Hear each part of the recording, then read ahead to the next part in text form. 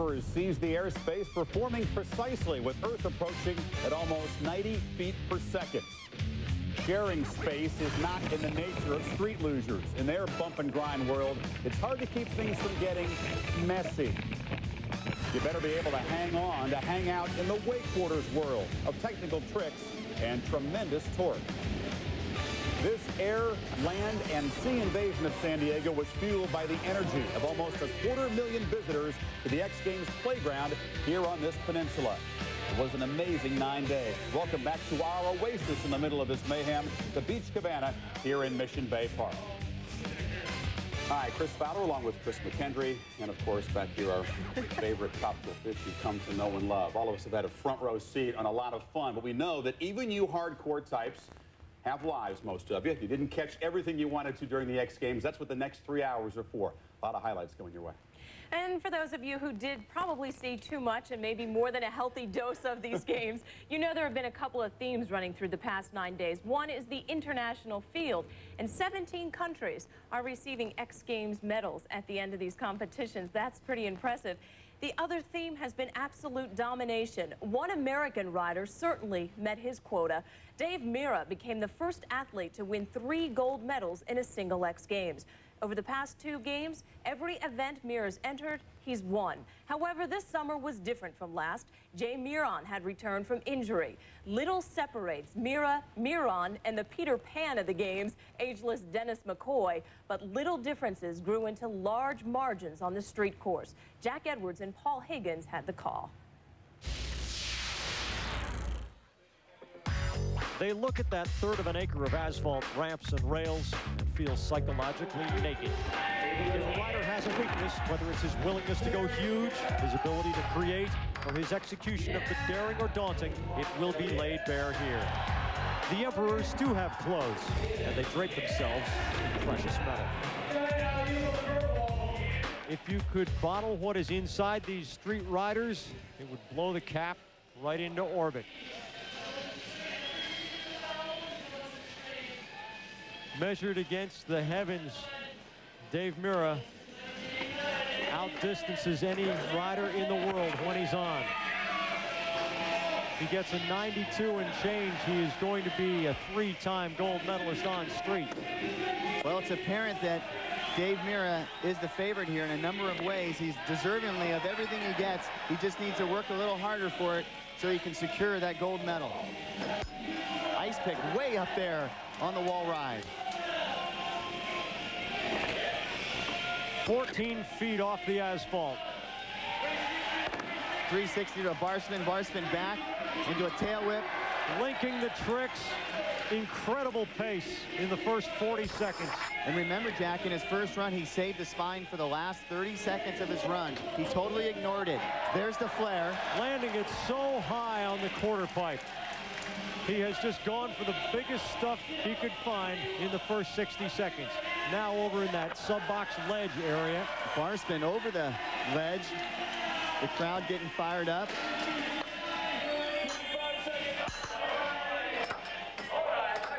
Making contact with the coping so many times. The little technical tricks which add up the points. And this is exactly what Dave did. He came here in the last 30 seconds of his run, and then he tries to finish with something big.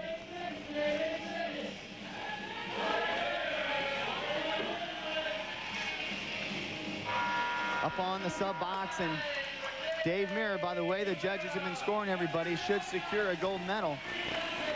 Miron is right behind him. He stayed on his run the entire time, did not fall, did not touch, and he flowed the entire run. Judges are looking for originality, and this is original here. Ice pick way up there on the wall ride. Stays up there as long as he can.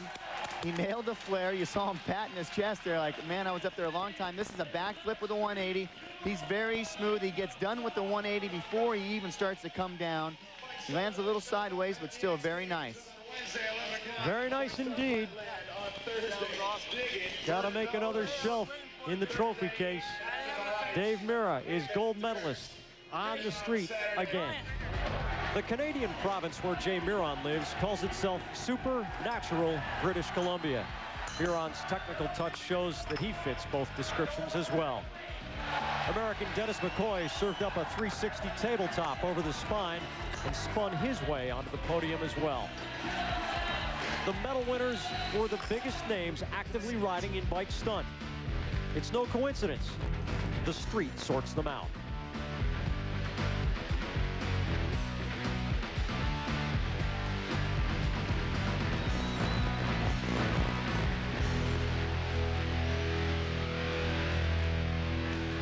Still to come, on the ramps of aggressive inline vert, Brazil's Wonder Woman, Fabiola, and her challenger, Ayumi Kawasaki.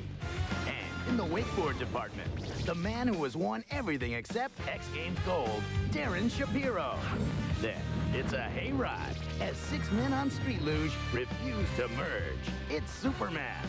Don't blink, we'll be back. Hi, Mr. Radical Extreme Man, jumping out of planes and twirling around. You got a minute to call your mom, let her know you're okay, or is that too much to ask?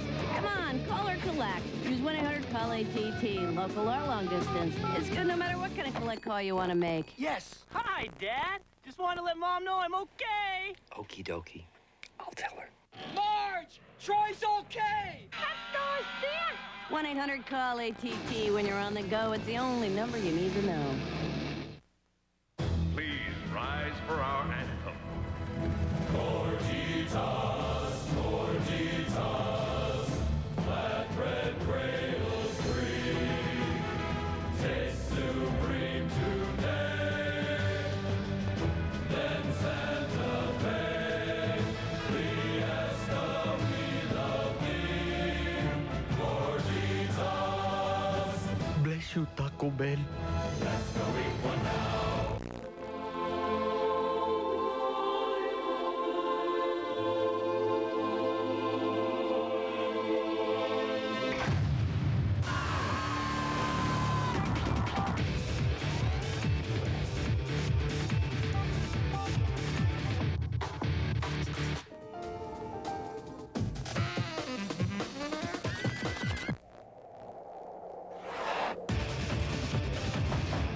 It's a Sony. You know, things are bad when cheerleaders are bumming.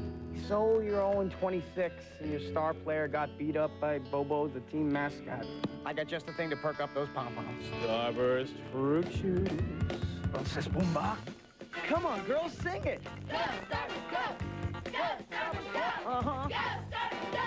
Go, Starburst, go! Crowd is going wild. Starburst fruit juice. The flavor's a bang, a burst. Need a boost? Give it some juice. Go, Starburst, go!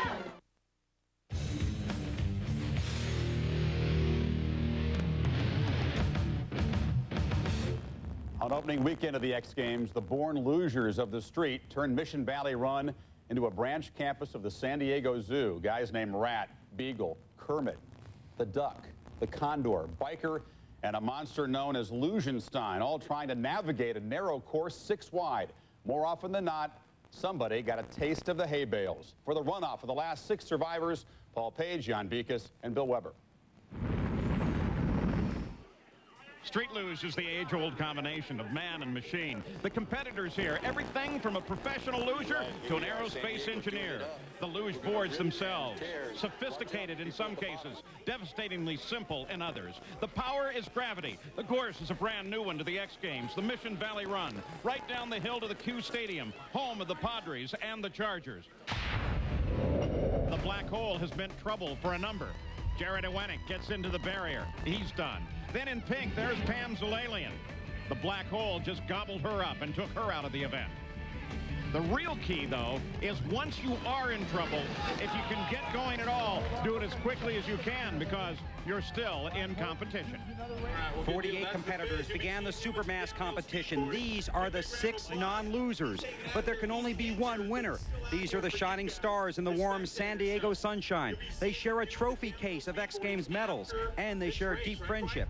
Until now, among the starters, a guy nicknamed Rat by his father, the star of Street Luge, Biker Sherlock, Skateboard's #1, getting us to the bottom of the hill. a guy they call Kermit, a founding father of the sport, Bob Pereira, a media-created superhero, Lugenstein, and the dark horse, Todd Lair, who is guaranteed of his best ever X Games Street Luge finish.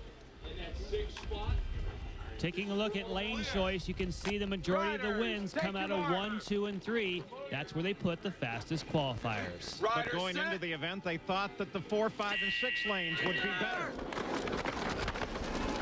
And Sean Slate got a nice pull, but look at this. Rat Salt, closest to us, has a clear shot. Whoa, and big tangle here. Biker Sherlock is buried in the hay bales.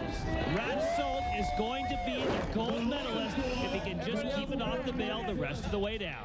Rat Salt on the straight run down the hill. The question is, who's going to be silver and bronze as they disentangle at the top of the hill? That's Bob Pereira. He's going to be in for a silver. Here's Rat Salt at the bottom of the hill, and he takes the gold. That's Todd Lair. Todd Lair, I believe, is going to get his first X Games medal. Bob Pereira with a silver. And Todd Lair pulls it off. Biker Sherlock is not going to repeat. So he wins all the way to the final. And then Biker Sherlock in a tangle, and Rat Salt takes the win. Rat Salt won every race he was in and took the gold. Bob Pereira with a silver, Todd Lair with the bronze, all 3 from the United States. And Biker Sherlock fails to medal for the first time in his X Game history. He gives his congratulations to the new champ, Rat Salt. The story of Street Luge 98 King Rat, who also happened to host the soiree of the games. All week, many of these venues had a rock concert energy with the skateboarders, snowboarders, and especially the stunt bikers acting as the headliners. So it seemed fitting that we debuted a new series of X in concert clips. This one featuring none other than the Rolling Stones. Testing. Check.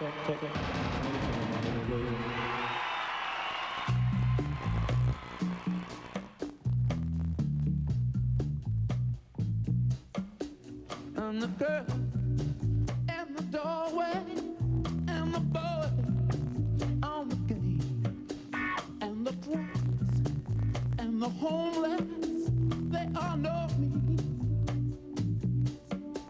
And the boys on the corner give a 9 and a way, and they point to my final destination.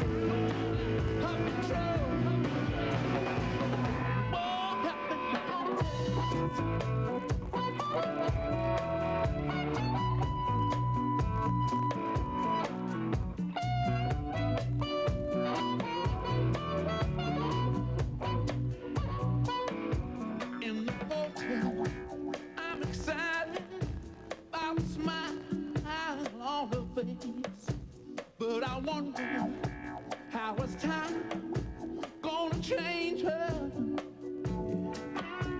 How is your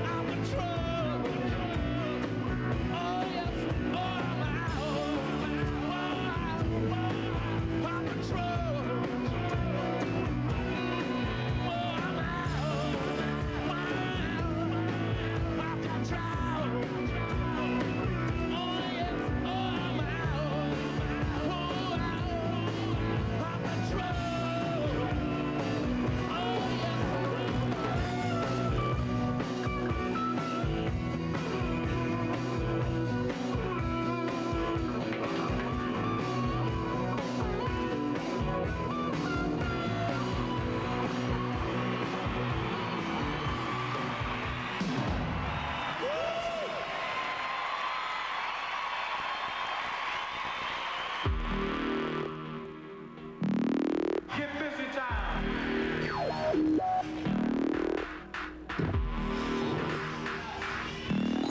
Get busy time. Get busy time. Get busy time. Make yourself a promise. No matter what happens, don't let this be the same old night out. Because Freddy's Club is pretty much the new fun thing to do. If you've been to Vegas, you've played Let It Ride and Caribbean Stud. Well, Freddy has all your favorite Vegas games. Now throw in some friendly dealers, great food, spirits, and no longer is this your typical night out. Because all the fun of Vegas is right in your own backyard at Freddy's Club.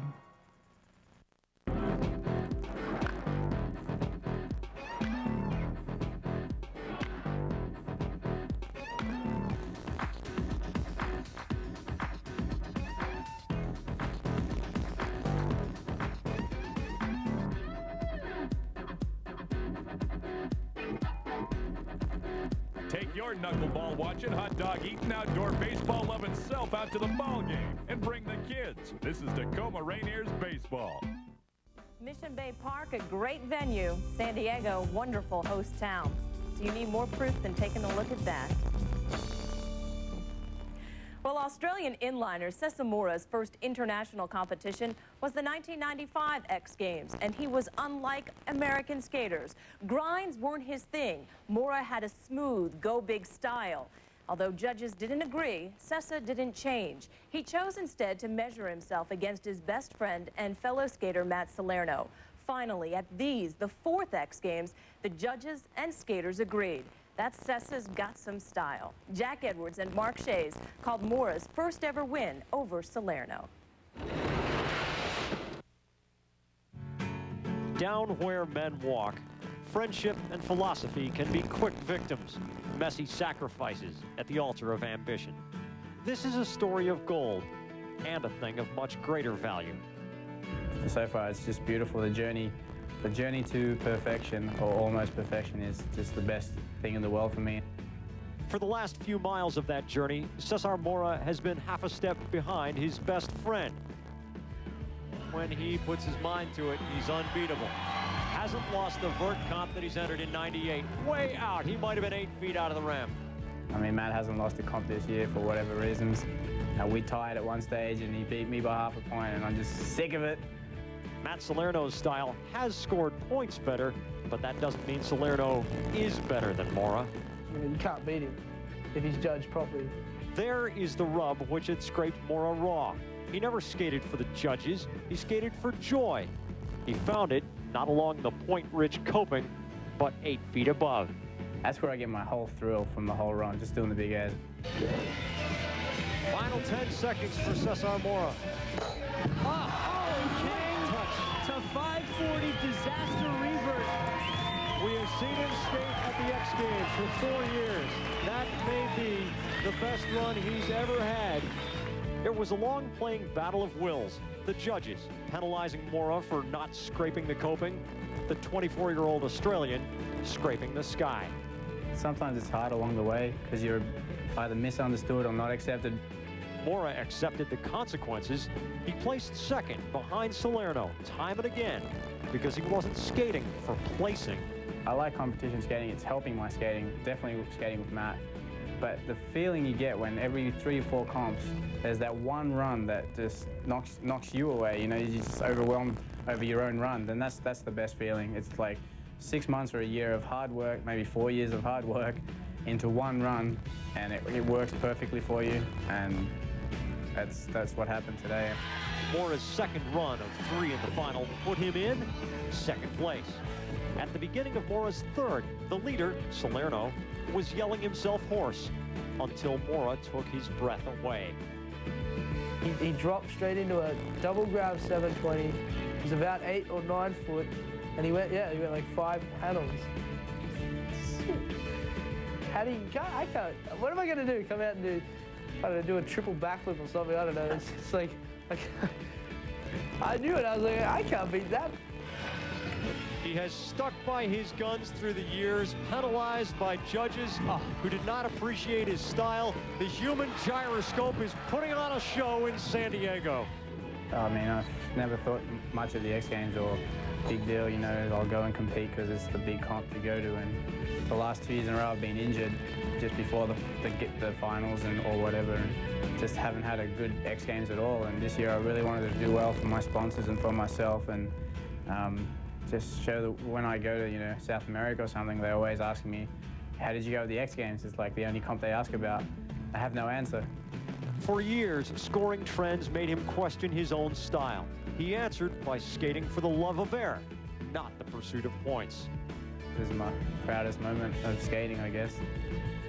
Some questioned how two men could compete so hard and remain so close. Mora and Salerno answered by strengthening their bond.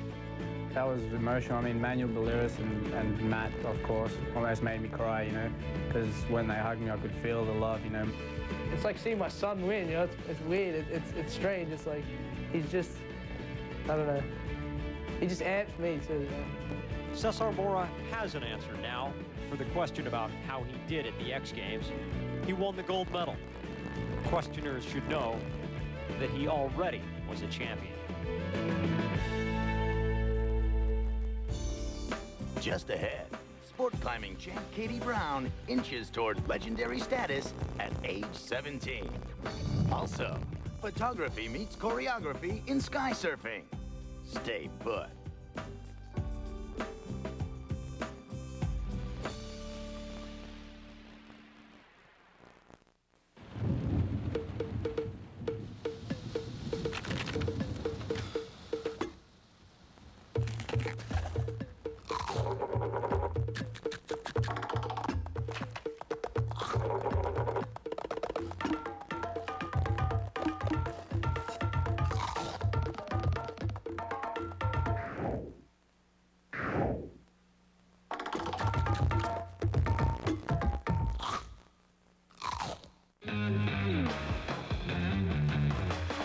Get a CD player and a sunroof.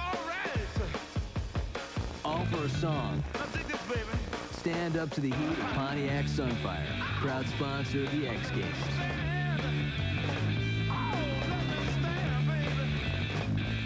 Sunfire, hot set of wheels, money left to burn. Open one up at your Pontiac dealer today. Mayday, mayday, mayday! He never looks for action. My car! Somebody stop that car! My baby's in that car! Action finds him. Hit the brakes! We found a twister! There's a twister coming! I have no idea! And holds on to him like something that holds on really, really tight. We're all gonna die! Buddy Lee is Buddy Lee in Buddy Lee, Man of Action. Coming soon.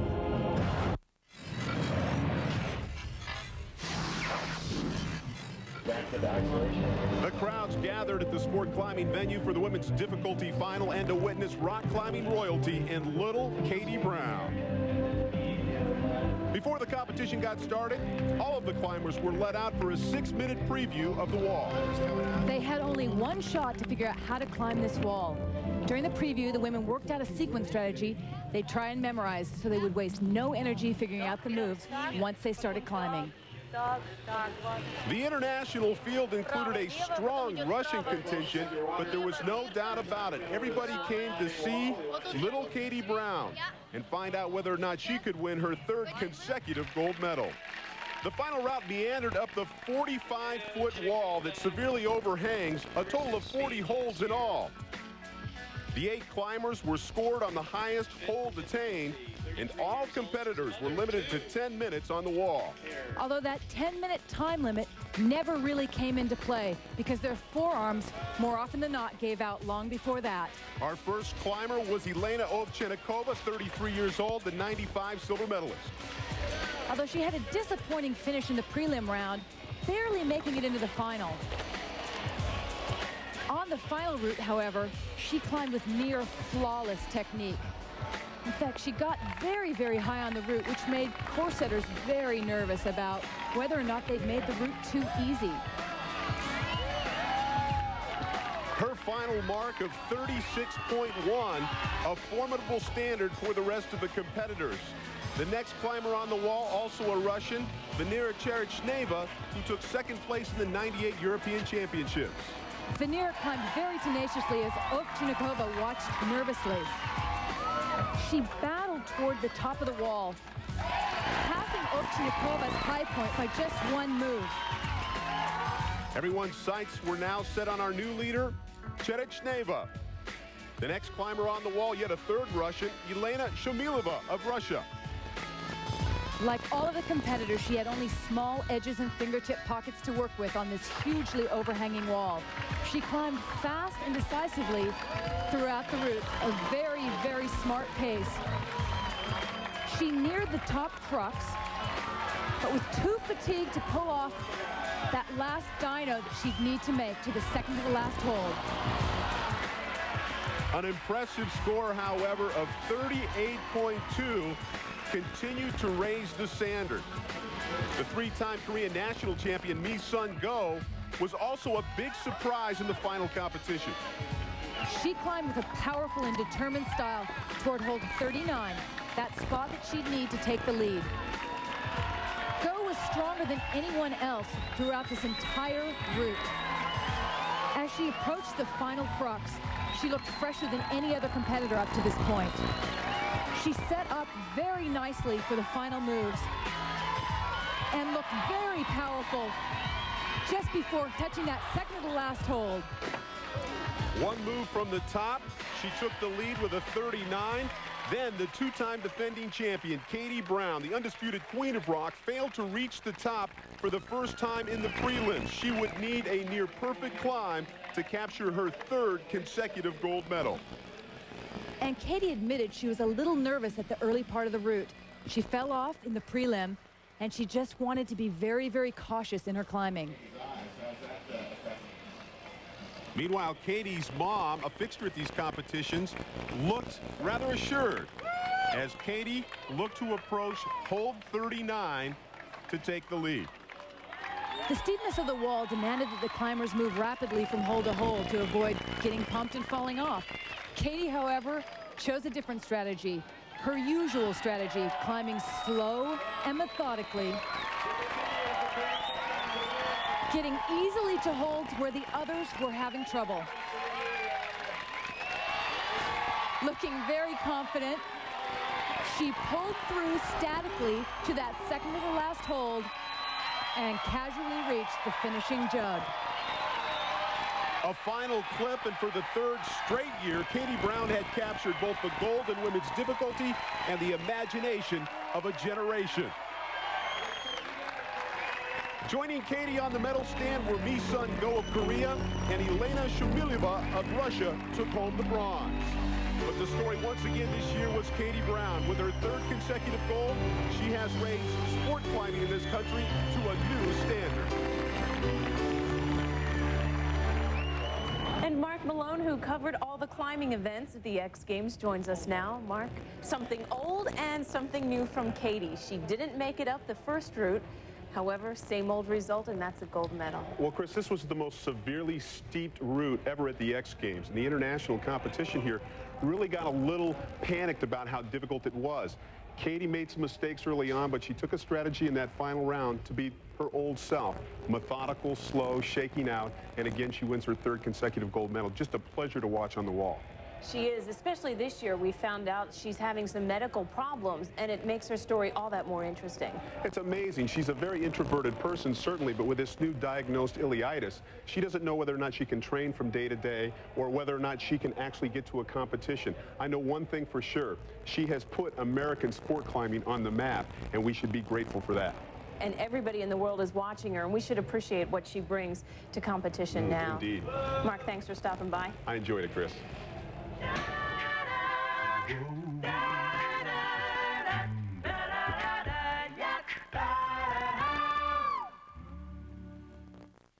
Please rise for our anthem. Gorgitas, Gorgitas, flat red cradles free, taste supreme today. Then Santa Fe.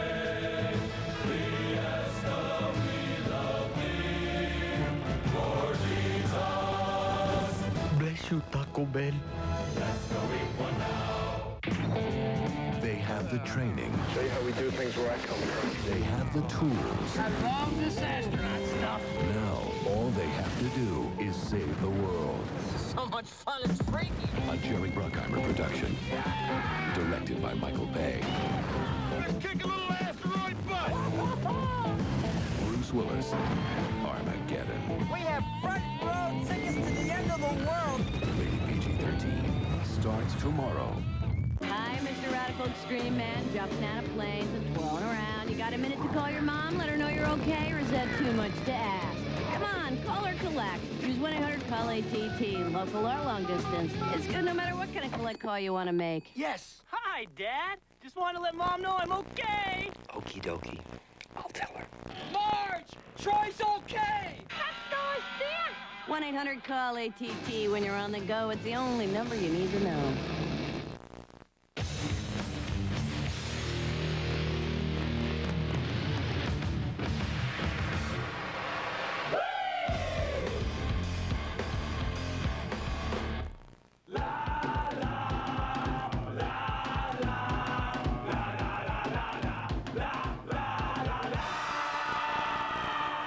Sky surfers are the smallest and tightest family of athletes here. It's a family hit hard by tragedy this spring.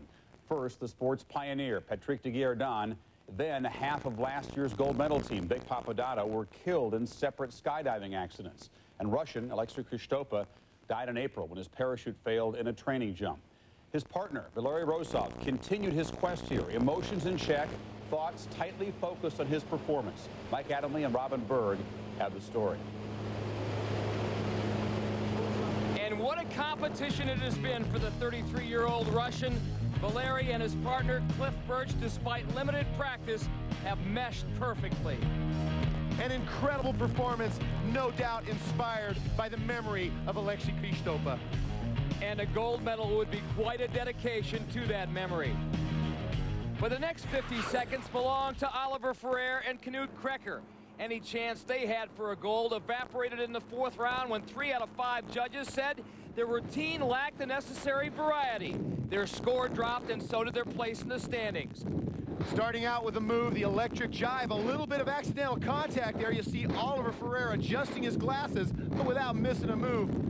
Transitioning into a gorgeous henhouse surprise. Krecker now flying above Oliver Ferrer. Robin, are we seeing the wave of the future? Is this free surfing? This is ripping sky surf with free fly camera. There's no doubt that sky surf will never be the same with the influence of free flying, but keep in mind it's an acquired taste. Some of the judges still prefer a more stable image. Oliver transitioning into a scorpion, up, coming pretty close to Knut Krecker there. Free surfing is the highly interactive, constantly moving video captured by a free-flying camera flyer. This was invented by Olaf Zipser years ago, but it's now making its mark on SkySurf. Back on terra firma down in the landing zone. All eyes are cocked towards the heavens. That's where our Sky King, Russ Francis, is standing by. Russ? Vivian Vegrat is sitting in a position to win a medal here for the first time at the X Games. This will be her first chance and the first woman to earn a medal at the X Games. She is focused, she is ready. She's not talking to anybody but her partner in preparation for this, her final jump. She knows that she's going to win a medal. Will she go and push for second or first place? We'll find out in just a few seconds.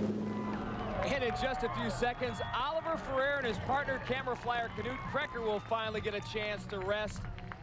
Throw out that fourth round jump, and their medal could have very well been gold. Their fifth round jump, 90.4. Their overall average, 89.8. So right now, they sit in third. But they could move in the second should this team falter. Vivian Vegrat and Marcus Hegley, they need an 88.2 to win the silver medal and make history. What an amazing story Vivian Vegrat has brought to the 1998 X Games. The first woman set up to medal in a big way. What a statement it makes. This is one of the few sports, Mike, where women can actually compete with men at the same level. Vivian's proving it every step of the way. Marcus Hegley there to capture every single move. Now this is the Eagle, one of the most difficult moves to pull off, as Vivian is flying over the top of Marcus. He's flying underneath her and over the top of her again. Very, very clean sky surfing and free flying skills. 9th at the 95 X Games, 7th in 96, 8th a year ago. And now with new camera flyer Marcus Hegley, a quantum leap. The Swiss Miss about to become the Silver Surfer. Due in no small part to the rock-solid, tasteful, artistic camera style of Marcus Hegley. He knows when to mix it up and free fly, and he also knows when to keep it conventional for that beautiful, stable image.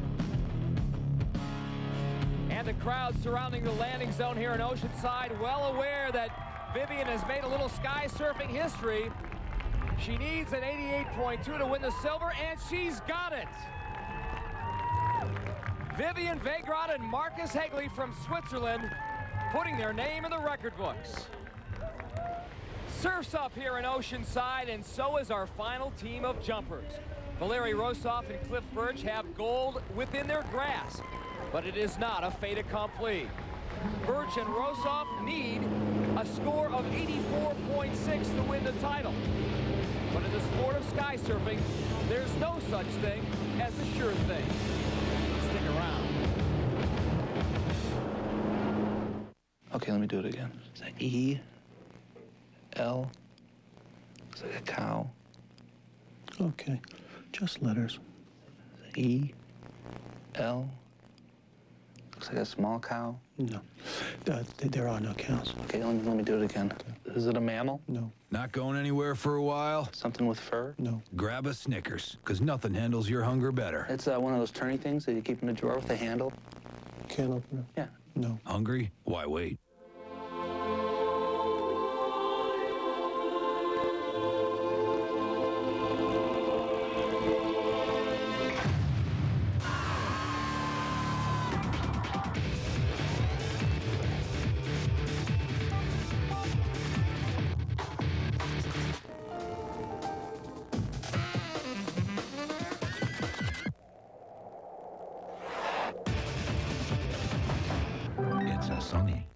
Today's small business client expects round-the-clock service, the keenest of business acumen, and an up-to-the-nanosecond grasp of technology. But these pale in comparison to the most fundamental client need of all.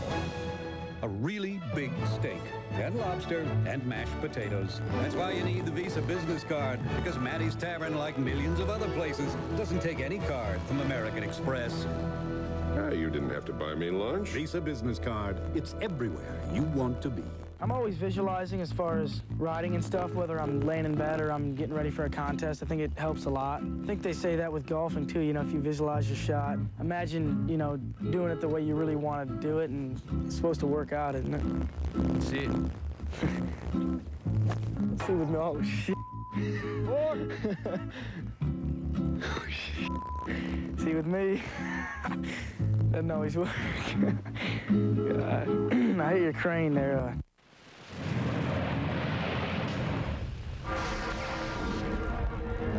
Oceanside's Harbor Beach, caressed by blue Pacific waters, and the site of this year's sky surfing competition. All that remains is one final jump. Oliver Ferrer and Vivian Wegrad, well, they can relax and accept congratulations. Why not? Their day is done. Their medals secure. Vivian, the first female ever to win one in sky surfing here at the X Games. But as you look at the leaderboard, there is still gold to be awarded.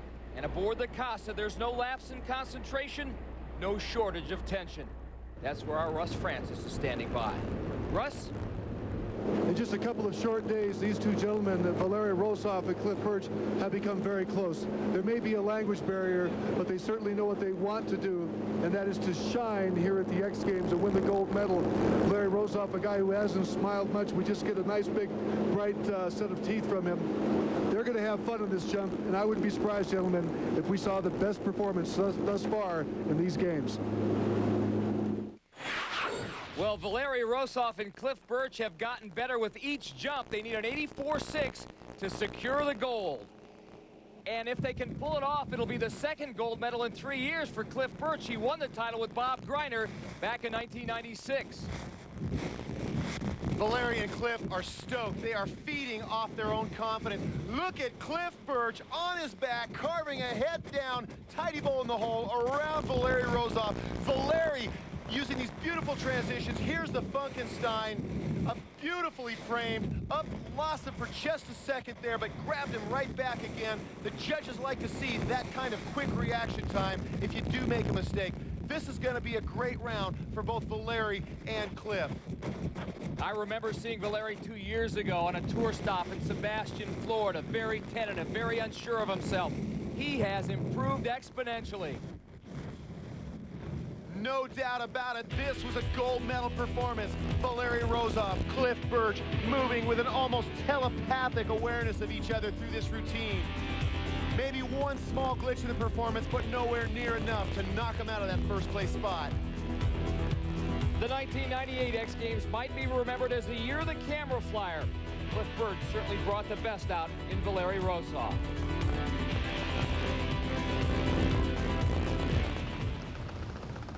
And now the final cruise over Harbor Beach. Under canopy, job well done. For Valeri Rozoff and Cliff Birch, it cannot get any sweeter than this. All that remains is the official score.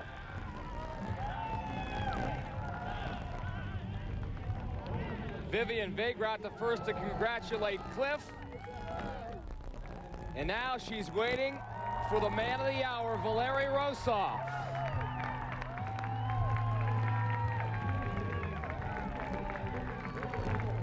They needed 84.6, and they get it.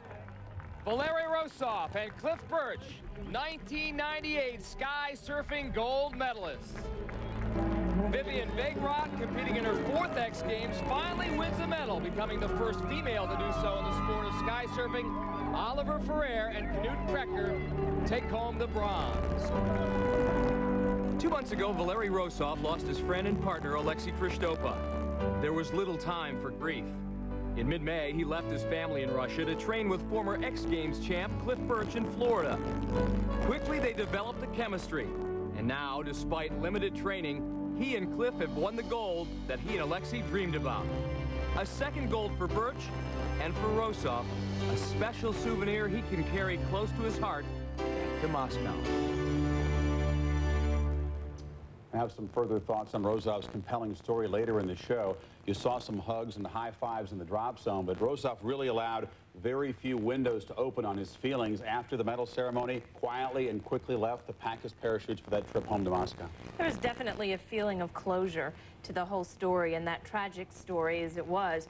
There's also a great feeling of commitment. So many people were saying, why would Valeri even jump again, knowing how tragic circumstances can be? But he was committed to doing it, and they're some of the most committed athletes in the games. We have more. Stay with us. Still to come, Matt Salerno and Cessa Mora. They're the best by themselves. But coming up, they team up in vert triples as it makes its X Games debut. Also new to X, downhill skateboarding, this year's demo sport, or just cross-training for street lugers. Plus, the action from Skateboard Vert, returning to X for the 4th time.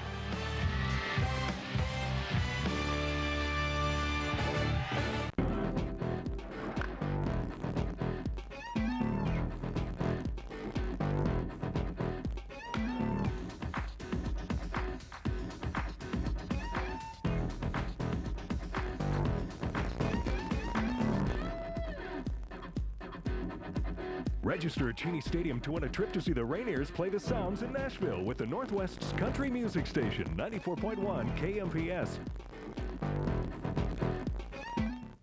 Wild waves. Wild waves. Take some wild rides on the water slides. Let your heart sing on the wild thing. Having good times in the summertime. Wild waves, summer fun, fun for everyone. ESPN Classic Sports is going inside the film vault with Al Bernstein. I'm here in the largest boxing library in the world for Big Fights Boxing Hour. Every Tuesday night, you're ringside for a trip through boxing history as Classic Sports uncovers the greatest classic fights, many considered lost forever. This is the one show no fight fan can afford to miss. Go inside the vault with Al Bernstein on Big Fights Boxing Hour, Classic Sports' new boxing series. If you don't get ESPN Classic Sports, call 1-800-CLASSIC today.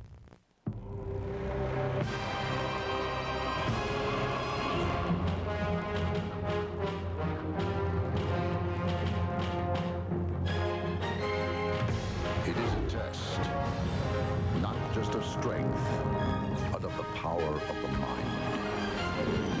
And if you complete the journey, you will be changed forever. The few, the proud, the Marines. The X Games medal winners. Takes the gold.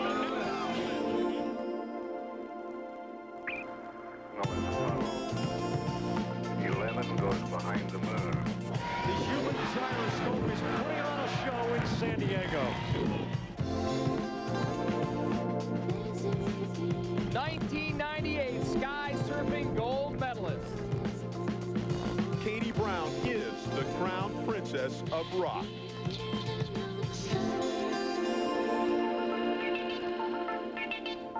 Just a few of our champions this year. Well, this year's skateboard street course was more rider-friendly with additional ledges and ramps. Transitions were considered important, and vert riders were supposed to have an advantage. But in the end, the most important was the return of street specialist Brazilian Rodil de Araujo. His 9 flip tricks in the final sealed it. A devout Christian, de Araujo doesn't fit the image, but without a doubt, his ability is extreme. Once again, here's Jack Edwards and Paul Higgins. If you run counter to the current of the counterculture, what are you? In an event of increasing speed and nuclear energy, Brazilian Rodil de Araujo Jr. is a water wheel. His father had seen the son succeed before, winning gold in '96. Steve Caballero doesn't try to figure skaters out, it's the other way around. Caballero is as good as ever at age 33, having won the X Trials in St. Petersburg. His technically innovative style and line got him into the final, where he couldn't stay clean. Vert King Andy McDonald stood above all others in these X Games, going for the big stuff on the street. He never was off his board. In fact, in 3 individual vert runs, 2 rounds of vert doubles, and 2 runs in street, McDonald never fell. Chris Sen is an artist, and while one cannot put a number on a creative work, judges can put a score on a skateboard run. Twice a champion, once runner-up, Sen, again, showed that he sees what few do. In this comp, though, he just couldn't quite pull it all off. That feat belonged to the man who taps his toe to a different beat. De Araujo skates at a different tempo from the others, a little bit slower. That seems to be a little bit more relaxed. And at his tempo, he is in a rhythm that gives one a real nice feeling. It is actually palpable here in the arena. A huge crowd, but it's quiet in observation. Well, they're watching a guy that practiced 8-10 hours a day, 7 days a week. And this is the same line that got him into the finals. Up 5 passes to rail. Maybe he'll use the ledge right here. Nope, that's 3. The kickflip ending. Decided to stay exactly. And ends off with another 360 flip. If you run counter to the current of the counterculture, what are you? What Rodil de Araujo Jr. was champion of the X Games. Again, going with his own flow. Rodil de Araujo Jr. takes gold on the street. Andy McDonald wins the tiebreaker over Chris Sen to take silver, and now Sen has a bronze to go with his silver and 2 golds. 4 medals in 4 years for Sen on the street. In this limited space, there are unlimited possibilities. On 1/3 of an acre of asphalt, Rodil de Araujo Jr. created a kingdom. Up ahead, put on your steel heels. We're barefoot jumping. Then it's bike vert doubles. 2 bikes, 1 ramp, and no sissy bar.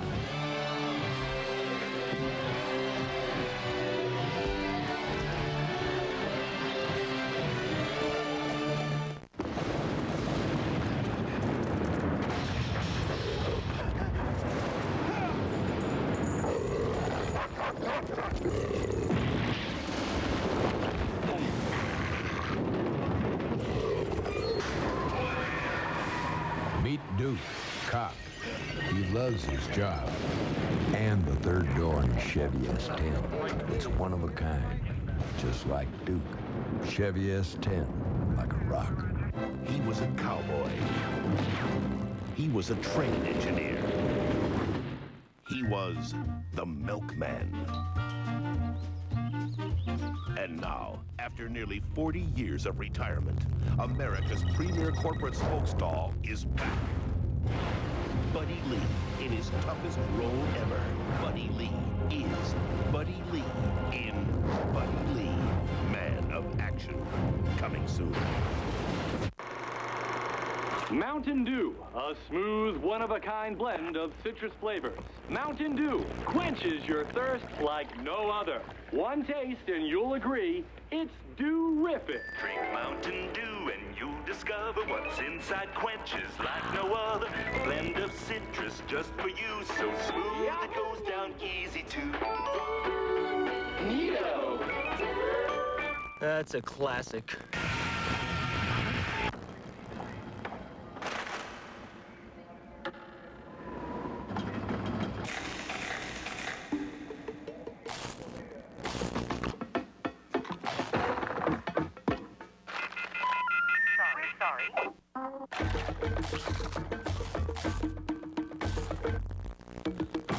Slam the stack. You could win instantly. Yeah! Snowboards, mountain bikes, other stuff. Now it's down to the final 8, and it becomes a true measure of a team's will to win. Who will survive? The World Cup quarterfinals. Friday at 10:30 on ESPN2.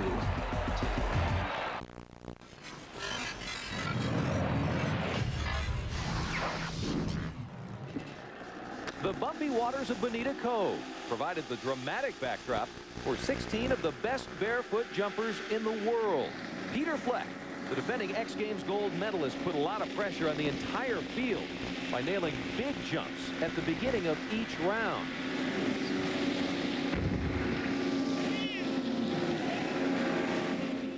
Lane Bowers, who's finished 4th at every X Games since the start, did not jump well. And in fact, he kept losing his helmet after the jump, but little did he know his equipment would actually dictate yet another 4th place finish.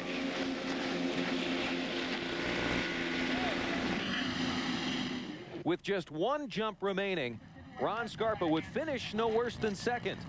But there's no question his heart was focused on gold. But Ron Scarpa has been in this position many times. He has the experience as a competitor. He has X Games experience.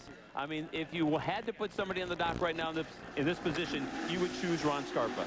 Neither of these competitors has ever won 2 X Games gold medals. By the end of this run, one of them will. Ron comes up backwards. He'll snap around front here.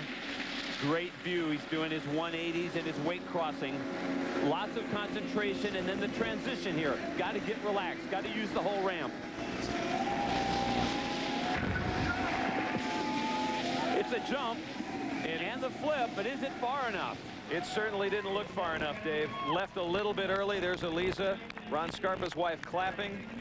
Fleck's wife right next to her. But right here, you have to notice, unlike Bowers, unlike Colosio, he makes the jump. He scores the jump. Whether he'll get credit for the flip or not is questionable. He got hung up in the wake. I think you can tell by that reaction. He doesn't think it's far enough. Fleck doesn't really know. From where he's at, he can't really see that far down the lake. Watch the extension. He did leave the ramp a little early. Did not get to use the whole 18 inches at the top. And watch where he lands after the flip. 1 foot on either side of the wake. That may have cost him those extra bonus points. Fleck's listening to the radio down in the dock. Score still not across yet. Nervous for these two guys, but Fleck finds out now.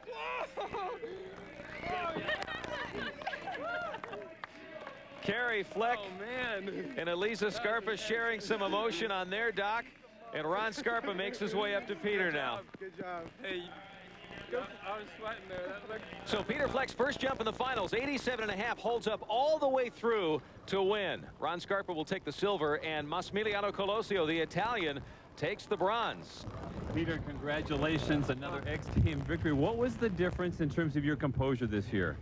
Well, it really helps to get those first jumps landed. It just takes so much pressure off, and you become the guy to chase, and all those guys, they kind of had the work cut out for them on the dock, and I think they were trying hard, but just caught up to them. Well, you seem to have won the mental battle finally. You know, like I said, it really helps to get those first jumps landed, and so much pressure comes off of you after that. But yeah, my jump landings felt good, and after I got that first one, I just really was just trying to go big, and if I didn't land, it wasn't that big of a deal. You're the champ. Thanks, Dave. Twice the GOAT in 1995 and 96. Now Peter Fleck, twice the champion. Scarpa silver, and the Italian Colosio, first time ever for him in the bronze medal position. Peter's really a good guy, and it's been good to see him overcome that mental block. At one time, he had failed to land his first 12 jumps here at the X Games. Now back-to-back gold. His guys are still trying to psych him out of the dock. They don't believe he's conquered that. Hey, speaking of mental issues, time to crack open the cranium of the stunt bikers. Scary proposition, Chris, I think. But it is true for the stunt bike riders. Every 2-minute trick-filled routine that they do, they spend far longer than that waiting on the deck for their turn to go. We were wondering, what do they talk about up there? Are they nervous? Do they talk at all? Well, take a listen. It's an unfiltered version of life on the deck.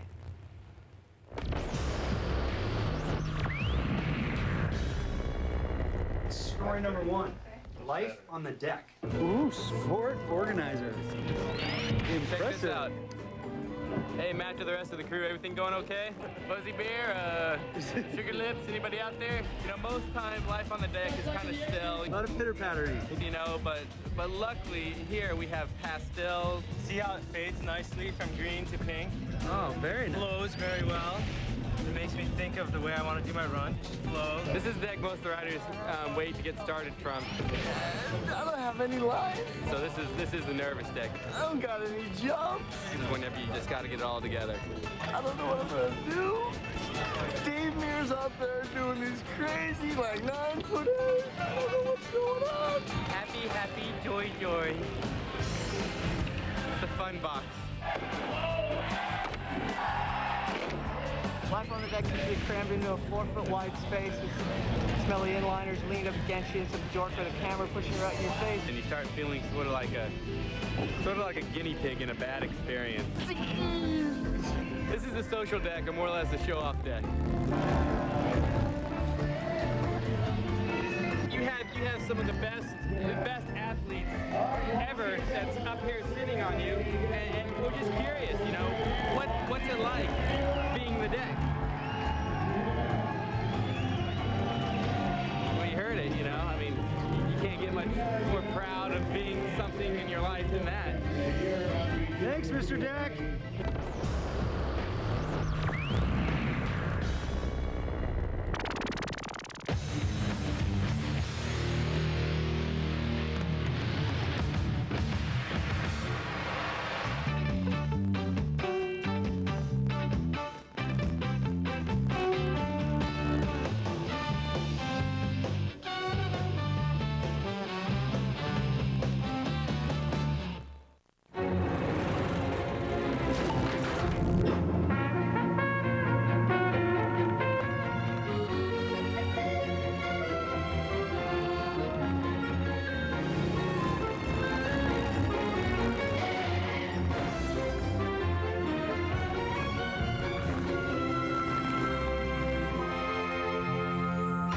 So, that's 7 million pounds. You're dreaming, Sony. You know, we'd go out and build a jump out of a fence gate and just jump garbage cans at like 8 years old and jumping curves, doing wheelies just like any other kid. And, you know, crash, get up, laugh, whatever, and just keep doing it. Around 16, guys drop out and they got cars and they thought like that was the way to go. And then all of a sudden, it's just kind of funny that it's, you know, it's all worked out. I think every person has a talent, you know, just kind of finding it. And I think I found what I'm best at. Biking worked out. Hi, airport before my 8 o'clock flight, maybe we can talk. Otherwise, it's over. Ah! Come on. I'll start. Oh, no. That battery. No matter what my customers drive, they depend on AC Delco batteries. They last up to 30% longer. I'm sure they do. Just give me the generic equivalent, okay? AC Delco. If you're not asking for it, you're asking for it. Here we are in this simple, majestic setting. None of the usual interruptions. Nobody around to distract us from introducing AT&T One Rate Plus. Now, the key point, the thing to remember, is that every call you make from home with One Rate Plus, every call, day and night, 10 cents a minute. Did you say 10 cents a minute, dude? How do they find me? AT&T One Rate Plus. 10 cents a minute, anytime. Call 1-800-4-1-RATE to enroll. Only the burly bike stunt riders would dare call vert doubles a chance to have fun without pressure. To most, two bikes simultaneously dropping in the vert is an accident waiting to happen. But it's along that fine line the best riders thrive. From the start, it was obvious this new event, vert doubles, was a two-team game. Dave Mira and Dennis McCoy against Jay Miron and Dave Osada. Jack Edwards and Paul Higgins had the best seats and called all the fun. On the cutting edge, why not throw another variable into it? Two at a time, on bikes, in the vert ramp. Jay Miron and Dave Osada should have it together. They're housemates from British Columbia. Shouldn't be a problem. And there's also the combination of Mira and McCoy, the two American veterans who are trying to choreograph their run. Dave Osada and Jay Miron getting set to drop in from the roll-ins 15 feet above the flat bottom. They're already synced up. They're dressed exactly alike. They're twin team riders. They've been practicing this line. Look for them to be the most synced up yet. Being tabletops, 1-foot airs, the DP airs for them. Opposite side. They are absolutely on. And they're very even in the air. Nice tail whips.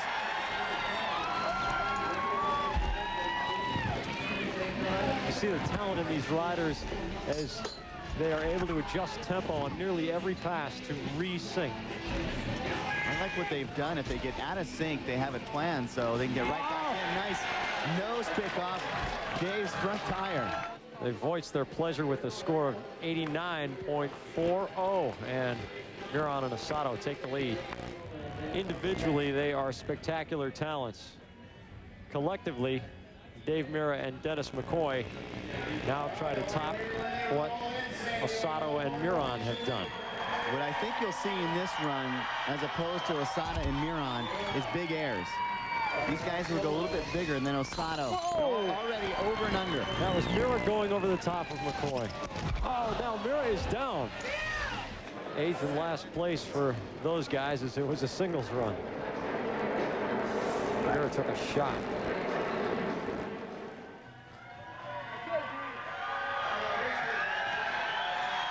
Mira drops in first with McCoy waiting on the deck. Now McCoy drops in. Over his head. Oh my goodness.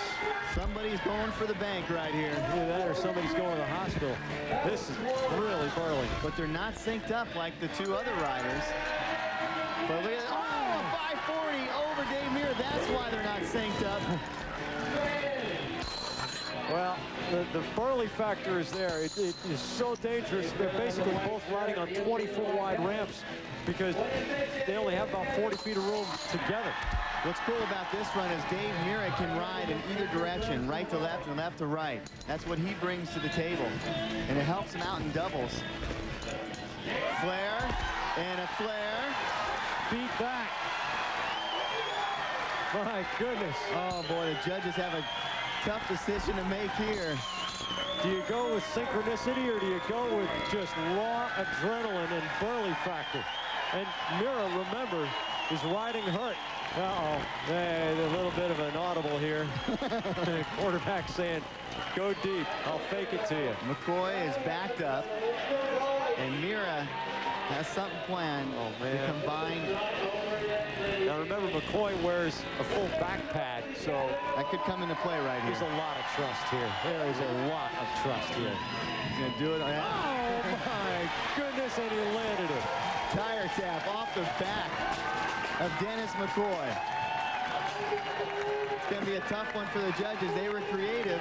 They weren't as simultaneously hooked up as Osato and Miron. Well, they can have golden grins about that one. Dave Mira and Dennis McCoy have taken it.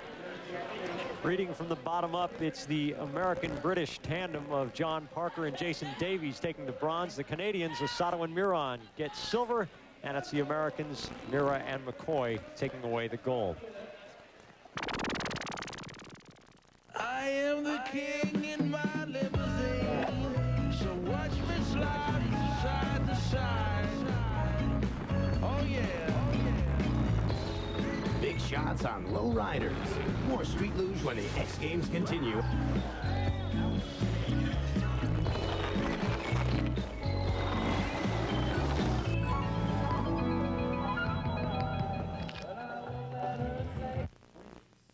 Seattle. It's big. It's huge. It's a giant price meltdown. At Soundboard, where? Price sells cars and trucks. Get meltdown prices on over 1,000 cars and trucks. Like 98 Escorts, just $87.51. $87.51. Or 98 Rangers, only $89.91. That's $89.91. Plus, before we make a deal, we'll show you the actual factory invoice. Actual invoice. Get it here. Get it now. Get it all. Price sells. Till Monday night only. At Soundboard in Renton. Home of service loaners for life.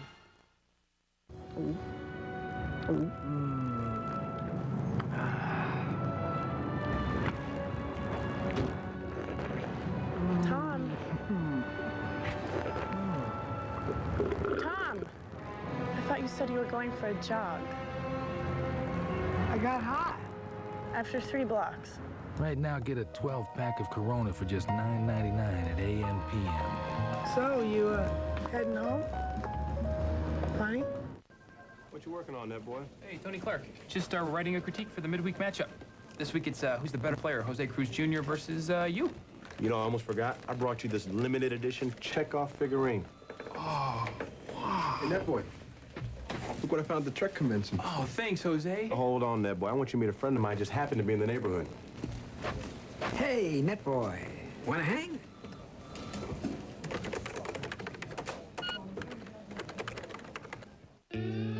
You know, things are bad when cheerleaders are bumming.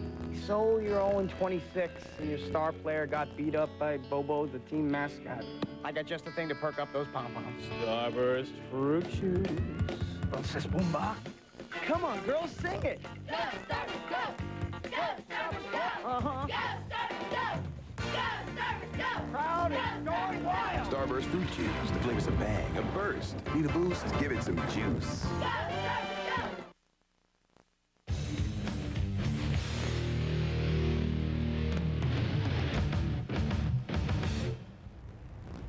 Dual luge is bare bones racing. 2 sleds, first to the bottom wins. Californian biker Sherlock has a competitive instinct perfectly suited for head-to-head competition.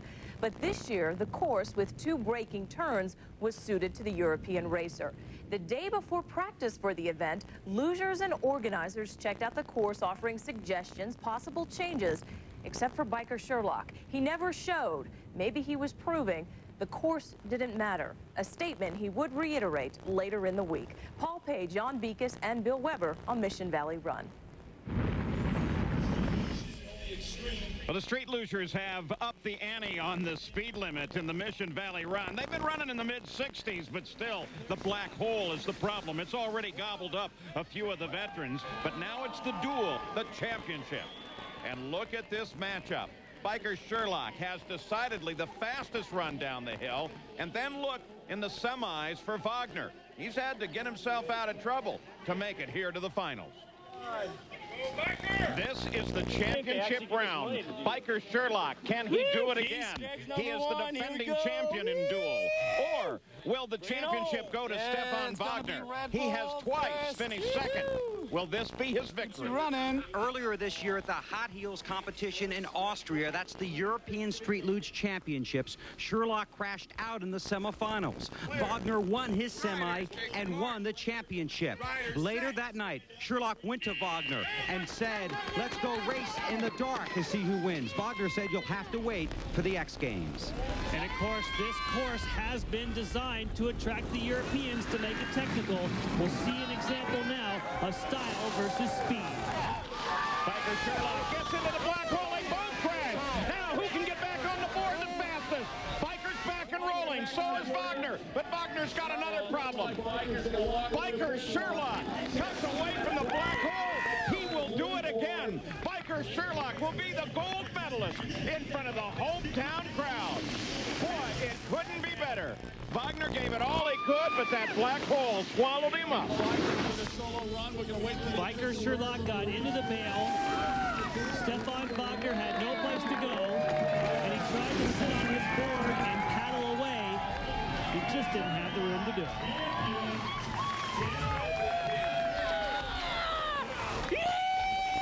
Yeah, right on! Drag's #1 in the world, baby! Yeah! For Biker Sherlock in front of the hometown crowd, it's back-to-back championships in the dual luge. In the finals, you're going to try and take the black hole as fast as you possibly can. Biker Sherlock takes it too fast. He slides into the bail, but Stefan Wagner tried to follow his speed, so he was not able to go around Biker Sherlock. There was the defining moment. How fast could you get on the board after you hit the hay? Biker Sherlock's board was pointed more downhill. That made the difference.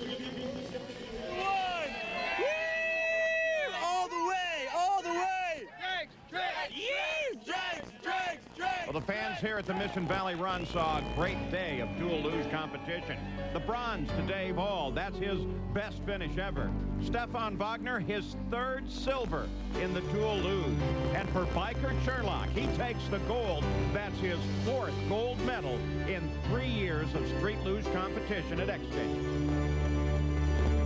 Sure didn't look like it there, but Biker told me he's no longer so amped about luge. Wants to focus on an emerging X Games event, the even burlier downhill skateboard race. We'll show you that later on. Biggest surprise of the games came on the climbing wall, an overhang which showed no mercy on the arm muscles. The survivor of this lactic acid test would have been 20-1 if Vegas made odds on men's climbing. To Mark Malone and Shelley Preston. From the sands of Mission Beach Park, rose skyward a rocky outcrop, the site of the 1998 men's difficulty final. The first to be let out, the 23-year-old Italian champion Christian Corre, the 6th seed. Oddly enough, it was a decision between him and the world's greatest climber, Francois Legrand. Legrand, spending time back in isolation, a 5-time World Cup champion, preparing for his time on the final route. Corre didn't climb all that well in the prelim, but on this much more difficult finals route, he climbed beautifully without hesitation. Approaching the 18th hole, Corre's point of attack, the top of the wall. 43 holes in all, 45 feet high off of the sands of Mission Beach. The wall was so overhanging, there wasn't much time to shake out or rest. Corre didn't take any shakeouts or rest. He looked so fresh throughout. He approached the crux section, a point on the wall where the climber needs to have the sequence perfect. He reached this hold with his left initially, but wisely backed down and got it with his right hand. Corre's best finish is 7th place in an international event, so not many were expecting him to get very high on the wall.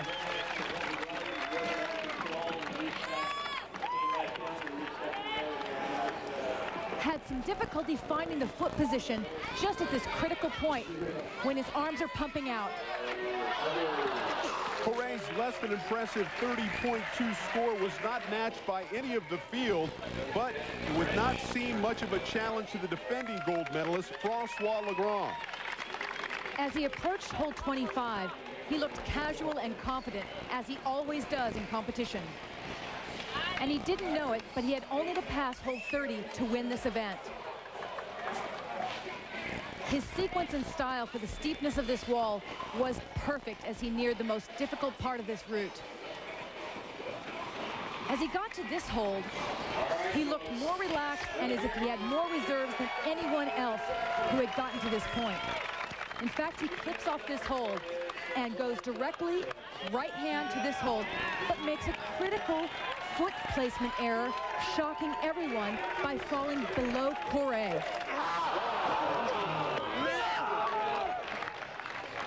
Christian Corey was beside himself, an unlikely gold medalist. While the defending champion could only look up in disbelief. I made a mistake. I'm looking for a foothold. There's no foothold. And finally, I just lose my balance and fell. I was very disappointed and frustrated because when I went down to the ground, I felt so fresh. It's hard to do something in competition and having the impression that you don't express all your potential. I'm very, very happy. It's incredible for me. This night, sure, I don't sleep. It's incredible. Okay, great. Yeah. The X Games, a place where dreams really did come true for Italy's Christian Corey, winning his first gold ever in international competition. Coming up, it's air, rails, spins, grabs, flips, and grinds. It's aggressive inline street. No parking. They have the training. Show you how we do things where I come from. They have the tools. I love this astronaut stuff. Now, all they have to do is save the world. So much fun, it's freaky. A Jerry Bruckheimer production. Directed by Michael Bay. Let's kick a little asteroid butt. Bruce Willis. Armageddon. We have front row tickets to the end of the world. Rated PG-13. Starts tomorrow. Leisure suits, go-go boots, feathered hat, fat cat, hippie chick, bachelor's jerk, disco diva, Gucci shirt, shark skin slacks, gun in sags, patent leather, boa feathers, hidden mother, toe, tugging brown shoe, rhythm move, golden mane, lingerie, saddle shoe. At the Attic Vintage Clothing Store in Las Vegas, the only thing that's out of style is using American Express. So bring your Visa card. Visa, it's everywhere you want to be. Get a CD player and a sunroof. All for a song. Stand up to the heat of Pontiac Sunfire, proud sponsor of the X Games.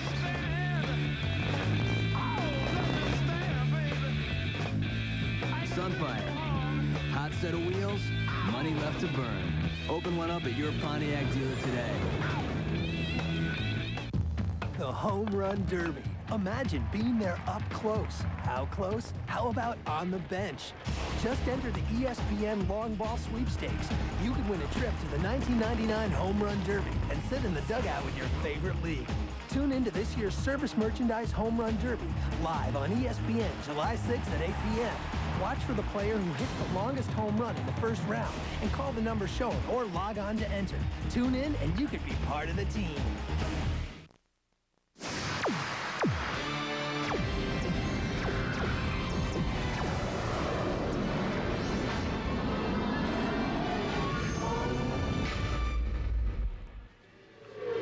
Asphalt, steel, and plywood don't forgive mistakes. Street courses do cosmetic makeovers on contestants regardless of rank. Even Fabiola got the cheese grater treatment on her face from a practice crash. 14-year-old Californian Jenny Curry simply had a better cardiovascular engine than anyone else in the competition. She filled her run with energy and a continuous line, and she reigned as the queen of the street. Curry climbed to the top step of the podium ahead of Switzerland's Salima Sanga and Japan's Sayaka Yabe. 20 pounds heavier than he was as gold medalist, Aaron Feinberg could swing his weight around. Aaron knows what it takes to win. He won here last year. Ramp to ramp. 1-footed up, and he goes up to the deck. 30 seconds to go. 10 feet over asphalt on that grind. This is a 16-foot rail. He goes right by it up to the sub box. Unique line. And this time he nails the top sole. Now Now back at that rail. Feinberg was a little off his game, but Jonathan Bergeron was on. Tons of speed. The 540 over the gap. A frontwards 540 is very difficult on a gap because you can't see the landing until the last 180. Very high energy from Bergeron in this run. A lot of amplitude.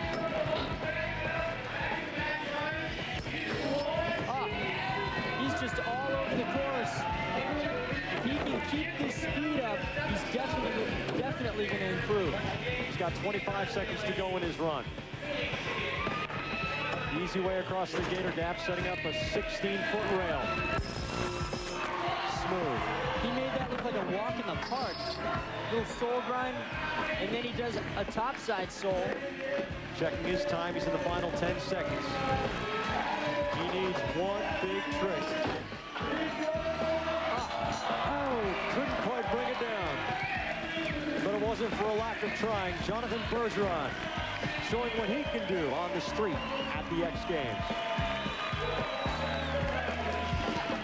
Jonathan was very conscious of the judges, looking up at them at the end of the run. And the way he started his run, it's that definition that's going to score really well.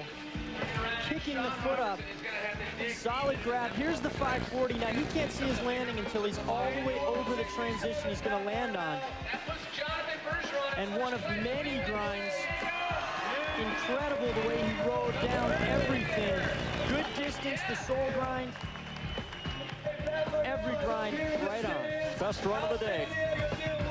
One-time bad boy Bergeron on his best behavior wins gold on the street.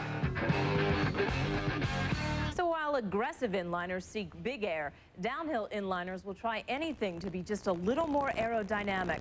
Once a year, only at the X Games, do these skaters abandon the safety of their racing oval for an intimidating and this year far more technical downhill course.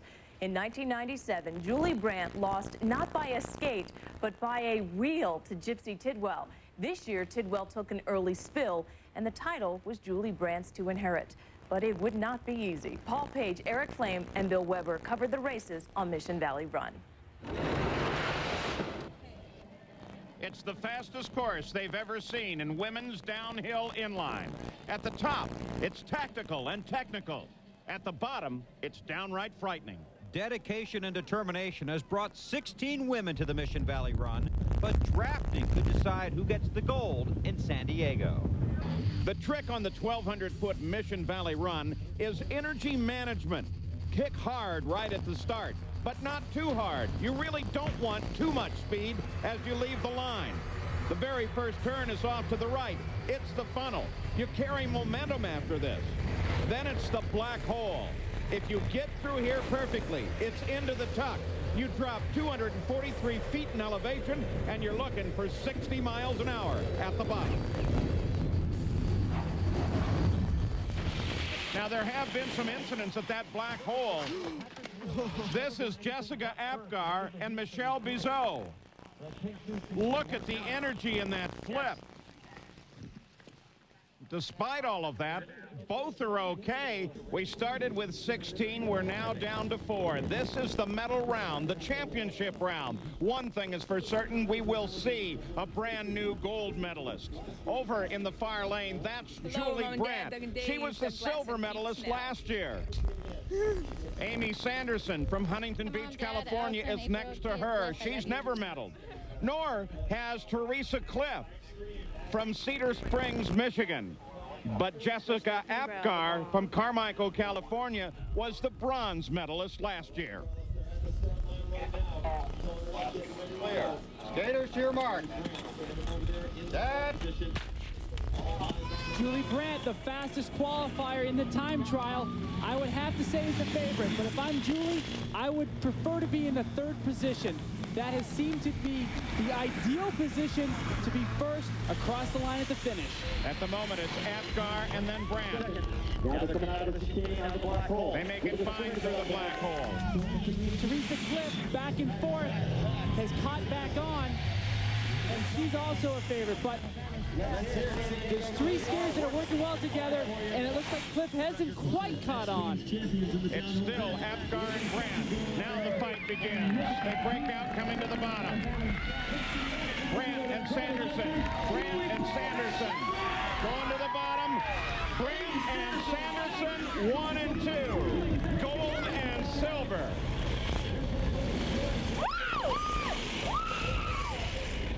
It's been a long time in coming, but Julie Brandt finally has her X Games gold. Amy Sanderson takes the silver, Teresa Cliff the bronze. Here's Bill. How's it feel to have an X Games gold here in 1998? Oh, man, I got 1997. I had a silver medal, but it's just not anywhere near the feeling of a gold. Congratulations. Thank you very much. The road to gold at the X Games required speed and survival. Julie Brandt came home number 1. She survived with speed. Still to come, ballet on bikes, but your partner barely moves. You do all the work. Such is art. Then, bike dirt, the most rustic of venues, just canyons and sky. Plus, the chicanery of mass luge. Traffic at its best. Hang tight. Hopefully going home with another medal. We'll see. In a world where integrity is in short supply and determination is found in small packages marked "Do not open until Christmas," stands a man 14 inches high with a backbone the size of Missouri. Buddy Lee is Buddy Lee in Buddy Lee, Man of Action. Coming soon.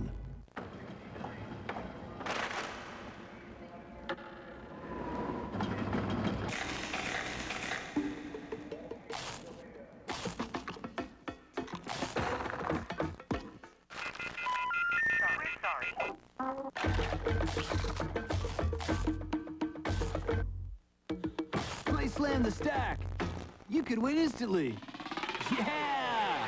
Snowboards, mountain bikes, other stuff. Speed Stick Ultimate and Oscar De La Hoya.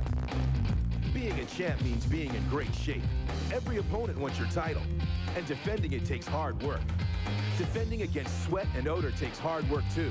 That's why they're Speed Stick Ultimate. It's antibacterial, so it kills germs that cause odor. And it helps keep you dry for when your job's done and it's time to hang out. Speed Stick Ultimate, the great defender. This is a cool thing. Actually, this doesn't have much to do with sports. This was in an aquarium my dentist had, and first time I got my teeth cleaned, I was waiting out there for like so long. I don't know what it is about some doctors. They just make you wait. That's my first introduction into that. That's why I don't really go to doctors anymore. But anyways, I was waiting, and I was just playing around with the fish. I just sort of clipped it. A little 5-finger discount. Yeah. That's something I'm proud of.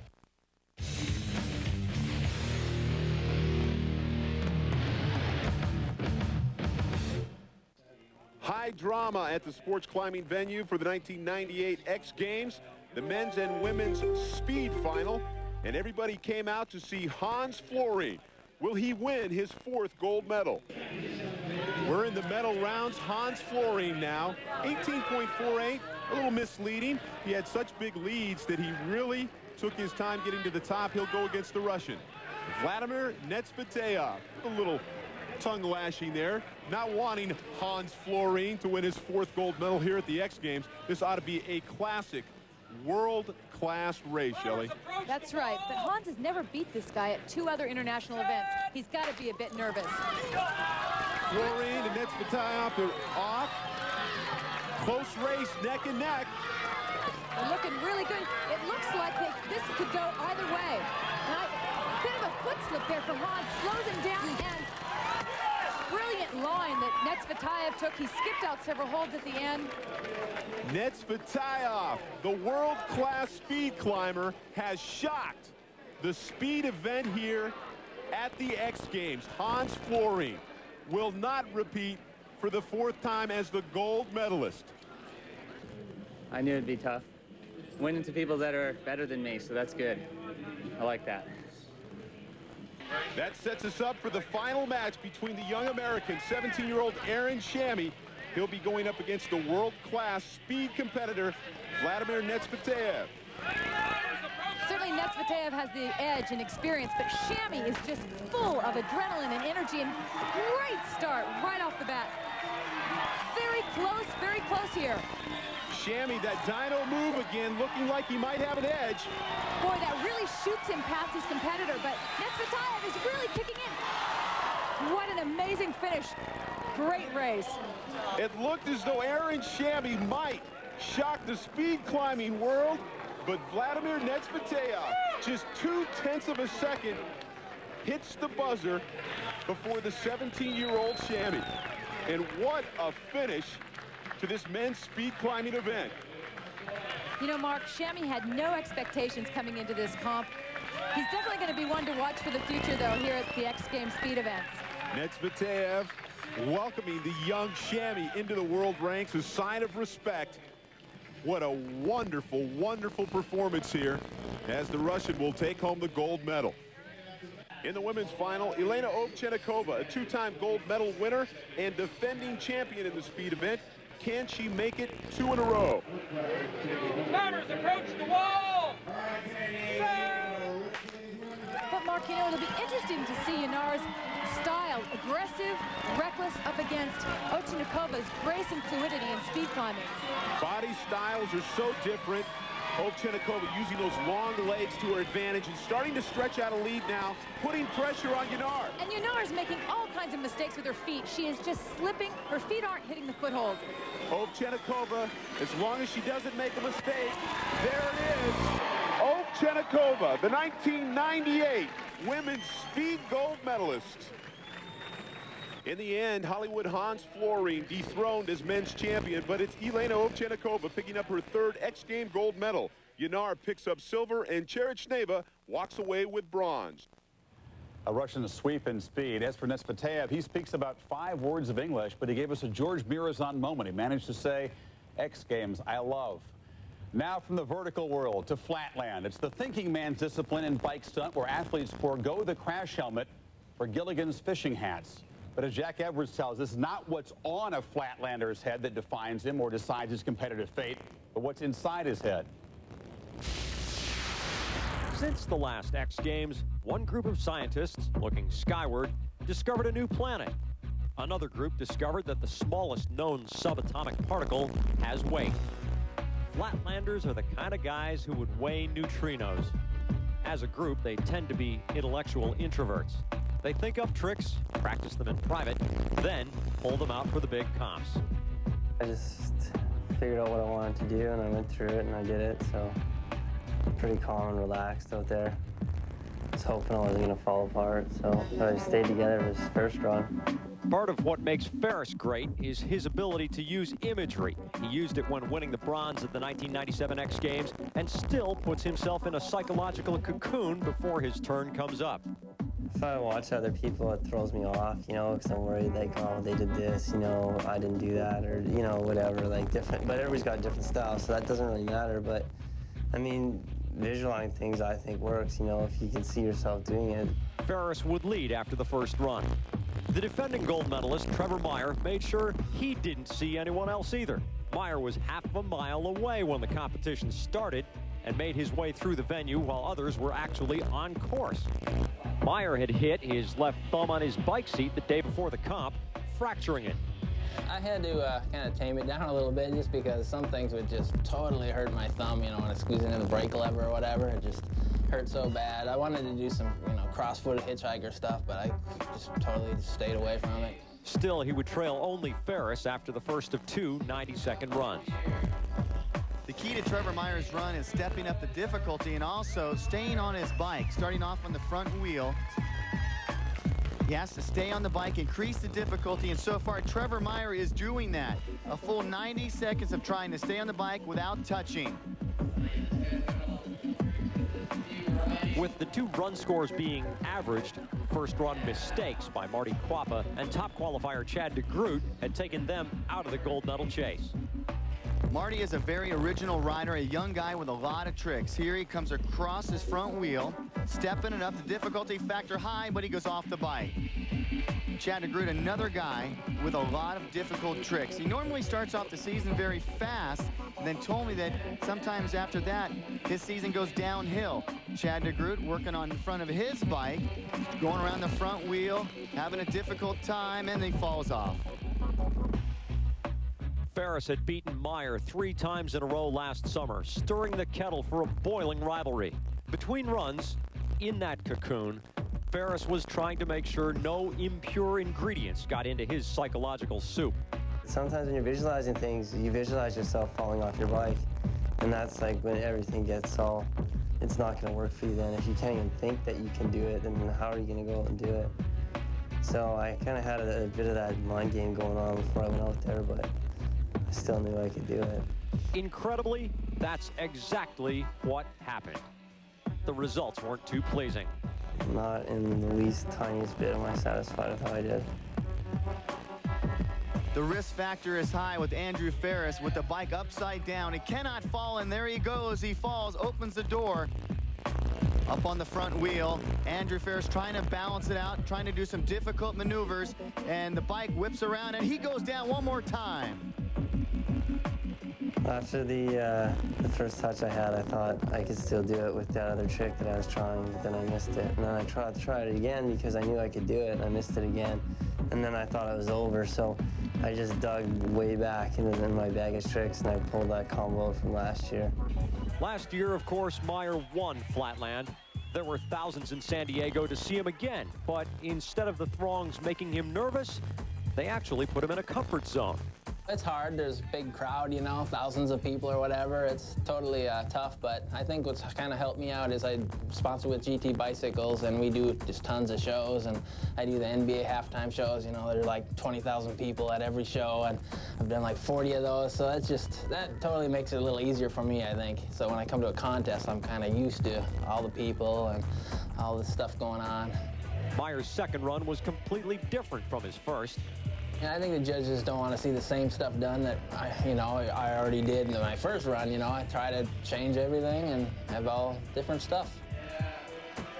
Trevor Meyer trying to stay fluid and trying to keep his balance. Look how he keeps his balance with that left leg out there. Doing the spin, spinning around backwards and scuffing with his right foot and switching the bike around. Trevor has been known to take other people's tricks and perfect them. Sometimes he gets judged down on that because he's not original, but this very original for Trevor, and a decade out. A great link and really flowed through that section of his run.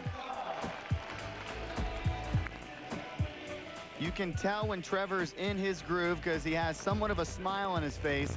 If he doesn't, that means he's not in the groove. In between his bike, nobody's doing that.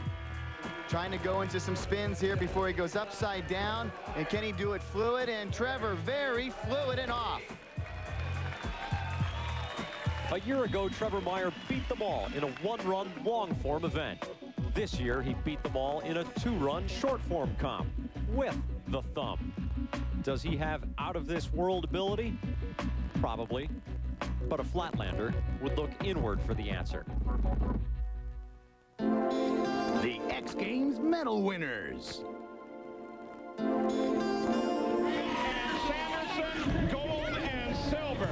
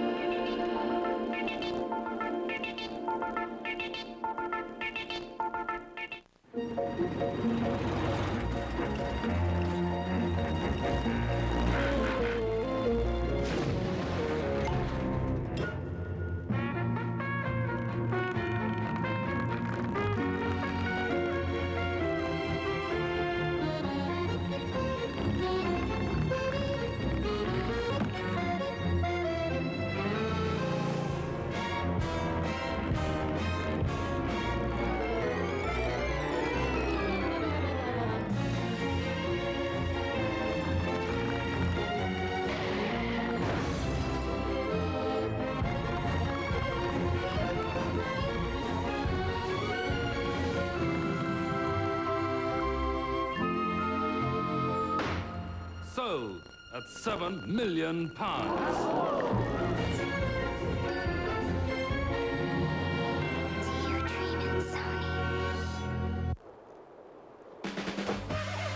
Skullbone's connected to the neck bone. The neck bone's connected to the backbone. The backbone's connected to the crotch bone. Wrist bone's connected to the hand bone. The hand bone's connected to the toucan. That's how you slam it down. The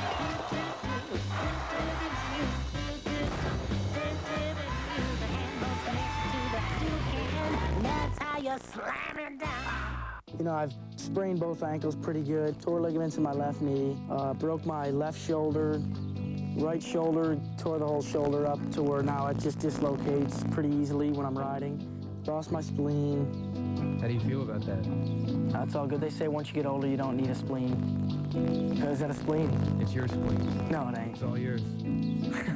It's gnarly. I haven't seen you in a while, dude. If it's meant to be, it's meant to be, you know? And welcome back to the X Games. Melissa Stark joins us now. Melissa, it was 2 years ago in Newport, Rhode Island, when Andy McDonald finally beat Tony Hawk. However, since that time, a rivalry has not developed as much as really a friendship and a good partnership.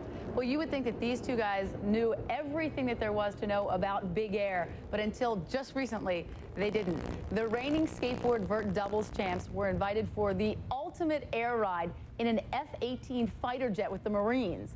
The preparation for the 90-minute flight, which included a flight plan through restricted military airspace, required 2 days of rigorous training for these skateboarding Top Guns. You're about to begin some of the most intensive and demanding training in the Marine Corps today.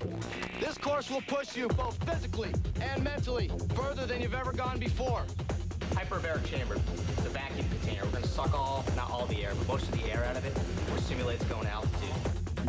Okay, looks like we're good to go. Engineer, please ascend the chamber 25,000 feet at 5,000 feet per minute. We'll have to take their oxygen masks off, and they'll do some silly games. They'll play patty cake. I'll make a change to the patty cake. They won't be able to do it. Hit everything once or go back on oxygen. Everything one time. I had no idea that I was patty caking so poorly. I thought Andy kept screwing it up, and then I was like, come on, Andy, what's wrong with you? This training is tough, and for a very good reason. We're here to train Marines to operate as a member of a team. The fact that you're here this morning means that you have been screened and come highly recommended. Eject, eject, eject. You should go higher. This is the scary part for me. 2 surfing incidents where I almost drowned kind of instilled a fear of the ocean, fear of water. When they told us about the helo dunker, being held under the water and not knowing where you are, to tell you the truth, I didn't want to do it. Face your fears, I'm gnarly. What a way to get back on the horse. 8 pounds of cement here, lead boots, blindfolded. If you have the drive and you have the guts to meet this challenge, you can make it. You should be proud you had the guts to try. I didn't know that it was going to be so enduring, but I mean, no matter what, I was willing to do it so that we could go for a ride. And you guys' call signs today is going to be Birdman with Knob, and we got Ronald here with Mel. All right, so I feel the need, the need for speed. Here we go, now begins the fun part. We're going vertical. Almost supersonic. Oh, yeah. Coming in low, doing a little pop. Watch your mountain. Hard brake left. 1001, 2002. Oh, yeah. It's funny trying to raise your arms and stuff. Left side, left side. Power, this is Ghost Rider requesting a flyby. Kiss him off. Woohoo! We did it. Roll this way, right back where we started. That was the ultimate roller coaster. He kept saying, pull more G's, pull more G's. That was some fun stuff. He's a pro. He's a born natural. He should quit his day job. Time. Yo, Tony, you can be my wingman anytime. So Hawk and McDonald may have taken their partnership to new altitudes. You know, it's hard to imagine anything more extreme than what they already do every day, but that experience certainly may have been it. Back at deck level, Tony and Andy are positioned to defend their 97 title in skateboard vert doubles. Once again, Paul Higgins and Jack Edwards. Synergy. Synchronicity. To feel a partner's move without being able to see him. To know. Perfection in skateboarding doubles may not be possible, but the bond between these two golden skaters in their first run was plenty strong enough to win, even before they took to the ramp again.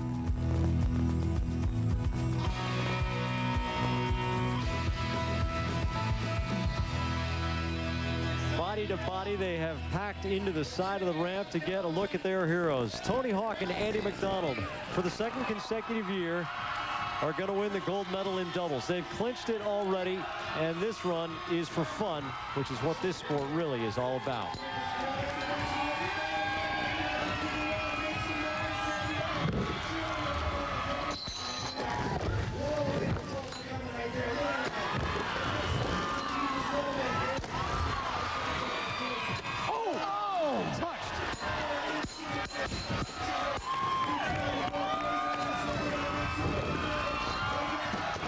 You don't get any closer than this, Jack. Tony Hawk and Andy McDonald putting on a show. Over the channel they go.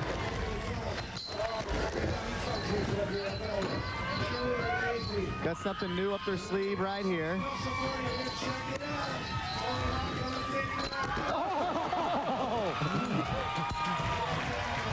Oh my goodness. It's not over. Yeah, it inverted. It grabbed Andy's board.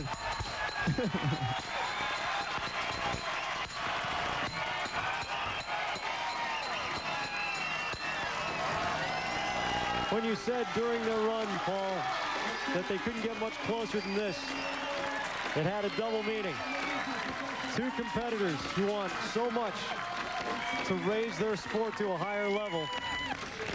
And Tony Hawk and Andy McDonald remain great friends as well as rivals. A tremendous run, better than the first run. Both method airs side by side.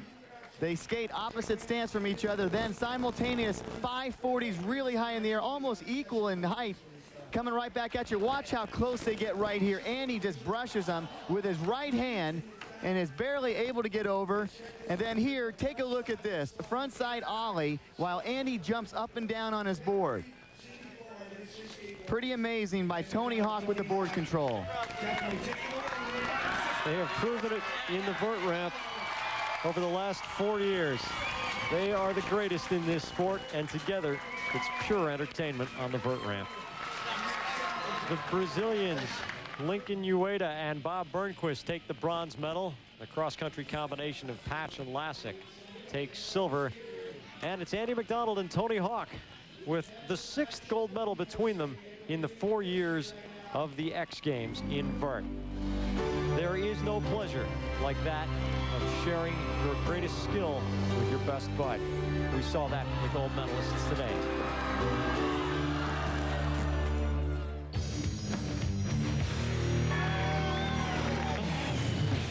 Look up, look out. It's the Honeycomb San Diego style. Skates, no gates, and black snow that burns. Plus, demo sports, downhill skateboarding, and freestyle motocross. When the X Games return.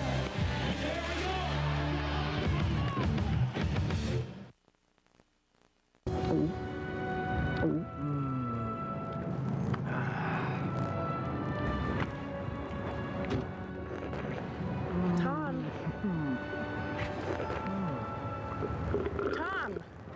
I thought you said you were going for a jog. I got hot. After 3 blocks. Right now, get a 12-pack of Corona for just $9.99 at AM PM. So, you, heading home? Honey? The Vans Warped Tour 1998. The extreme music and sports are back. Featuring Bad Religion, Rancid, Deftones, the Reverend Horton Heat, The Special, NoFX, Cherry Poppin' Daddy, and so many more. July 7th at the Kingdom South Lodge. The Warped over-the-top music and sports. Featuring pro demos from inline skaters, skateboarders, rock climbers, and BMX bikers. Tickets on sale at Ticketmaster. Produced by Universal Concerts. Game 2 tomorrow at 4 p.m. on ESPN. ESPN. What the heck was that? All these teams are chasing what the Yankees. What's going on? I don't know. Hold the club like you're holding a bird. You don't want to hold it too tight that you crush him, or too loose that he flies away. Head behind the ball. Really? You're getting so good at that. Head down. That is nice. Got him. Speed Stick Ultimate and Oscar De La Hoya. Being a champ means being in great shape. Every opponent wants your title, and defending it takes hard work. Defending against sweat and odor takes hard work too. That's why they're Speed Stick Ultimate. It's antibacterial, so it kills germs that cause odor. And it helps keep you dry for when your job's done and it's time to hang out. Speed Stick Ultimate, the great defender.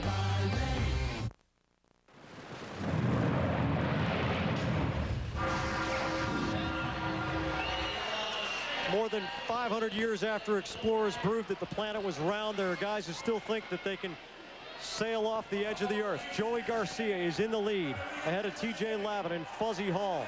But this is the fourth round where you throw out your low score of the night.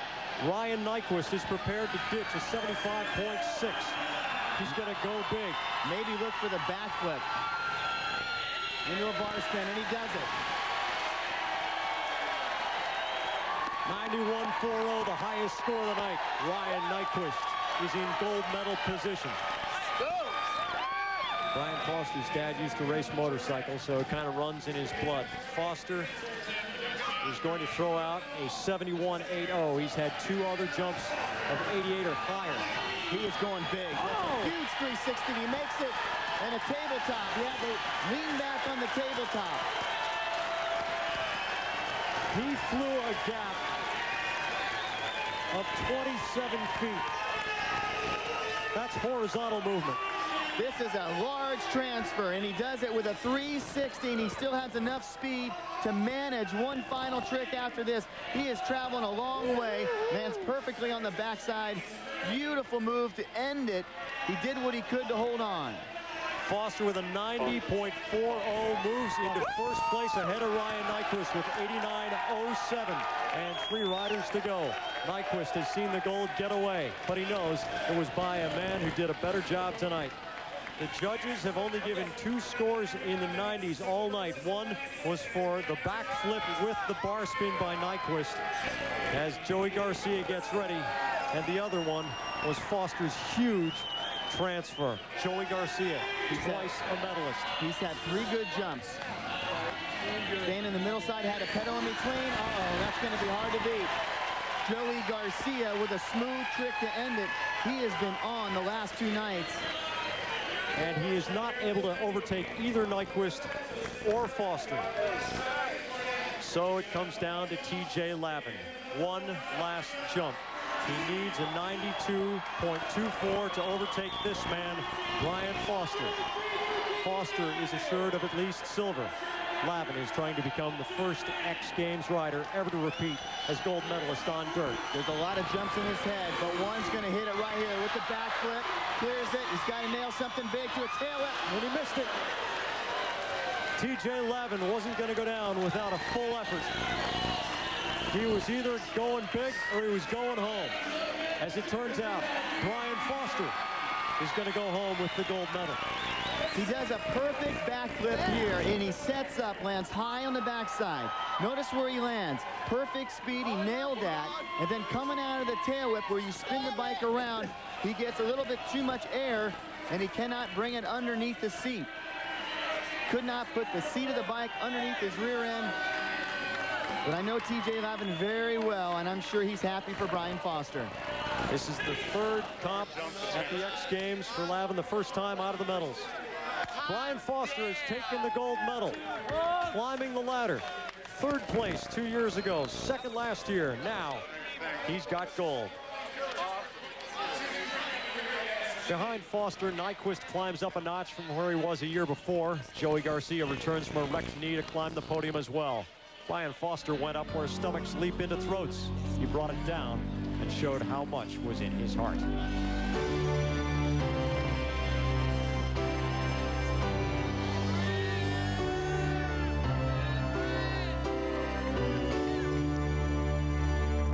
And as TJ Lavin showed, the guys of dirt eat it more than most, and the resiliency is amazing. Ryan Nyquist, for a second straight year, loses in the final round, and champion Brian Foster, of course, feels his pain. As Jack Edwards said, he was a silver medalist just last summer.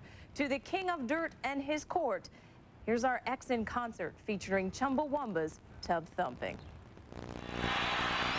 Testing, testing, testing, testing.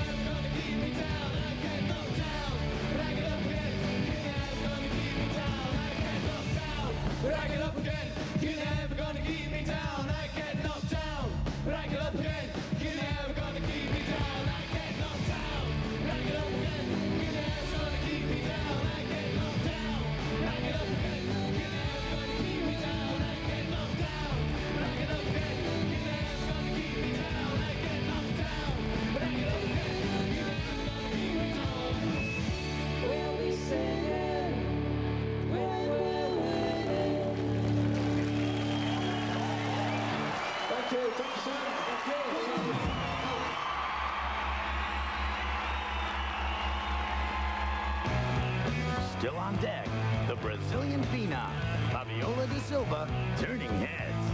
Wow. She's the star attraction. You guarantee there'll be loads of action. She's the star attraction. Star attraction. Star attraction. Star attraction. There's a school where the toughest courses are the most popular. Lectures are a joy, and no one ever cuts class. This renowned institution is the Nicholas Flick Golf School. Can you feel that? Yeah. Where the faculty is unparalleled, your elbows softer, and the dean has 6 masters. People might confuse you for a golfer. When you go, bring your Visa card. Because of the Nicholas Flick Golf School, they don't take American Express. You've done your homework. Visa, it's everywhere you want to be. Hi, Mr. Radical Extreme Man, jumping out of planes and twirling around. You got a minute to call your mom, let her know you're okay, or is that too much to ask?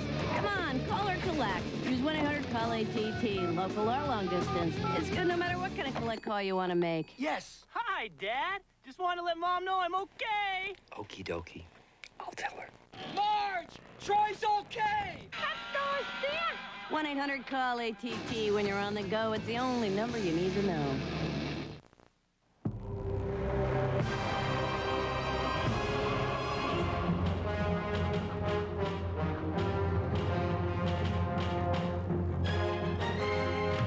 It is a test, not just of strength, but of the power of the mind. And if you complete the journey, you will be changed forever. The few, the proud, the Marines.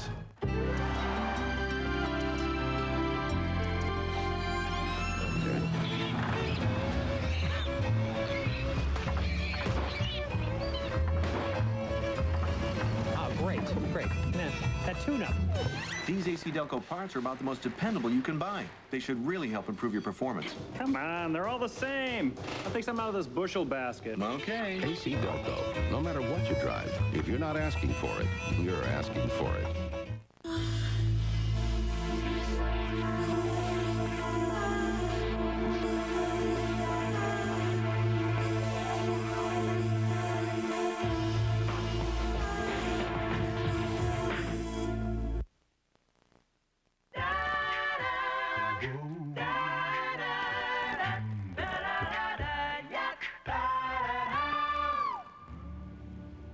They shared the hill with the street lugers all week in a festival of crashes and culture clashes. We invited some of the best speed skaters on ice and flat tracks, put them at the top of a steep, scary course to see who could pass a test of testosterone and tactics. Many discovered that when spandex meets asphalt, asphalt wins and skin pays the price. To Paul Page and Eric Flame for the men's inline downhill.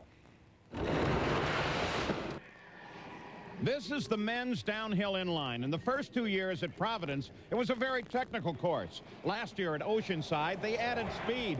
This year, they've really added speed. This is the fastest course these men have ever faced. They're looking at 63 miles an hour.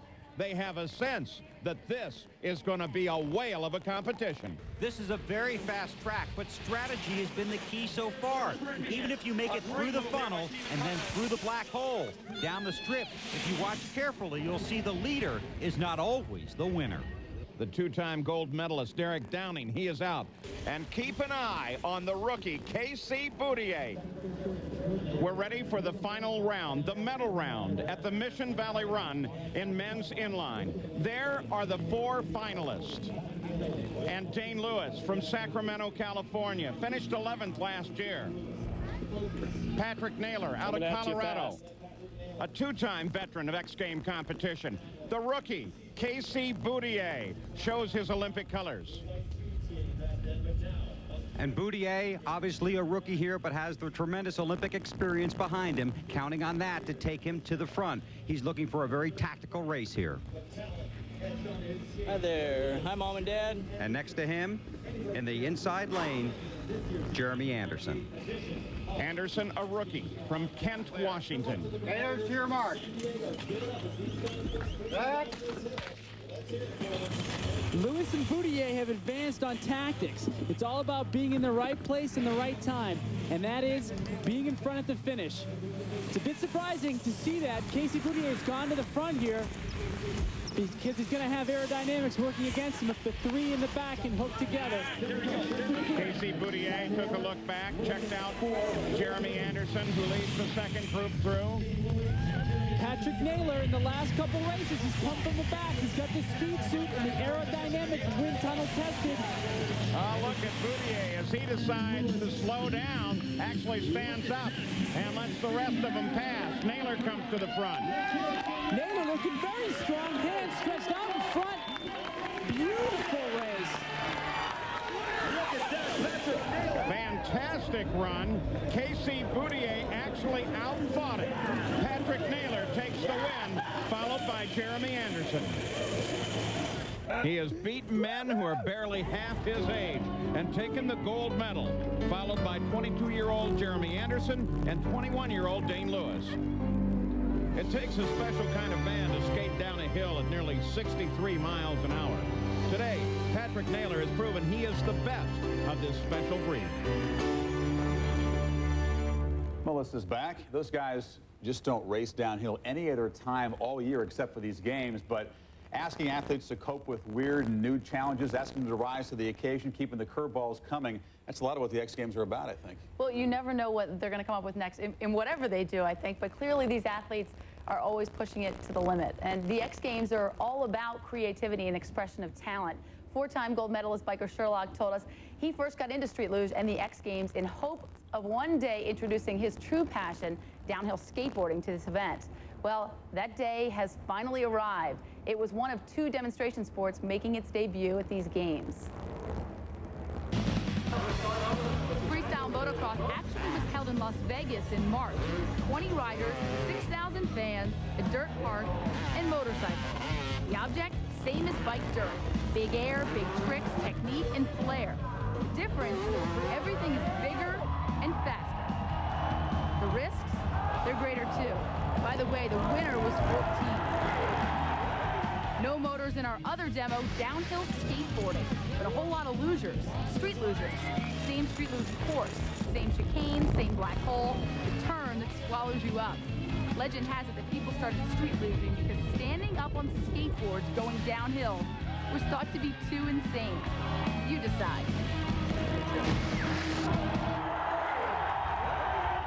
Well, many of you did when asked which sport you'd like to see added to the X Games lineup. 54% wanted downhill skateboarding, 46% freestyle motocross. Again, biker Sherlock, very vocal about downhill, thinks it could be one of the most exciting events in the games, unless, of course, Bike Stunt puts 6 guys in the vert ramp. More X Games to come right after this.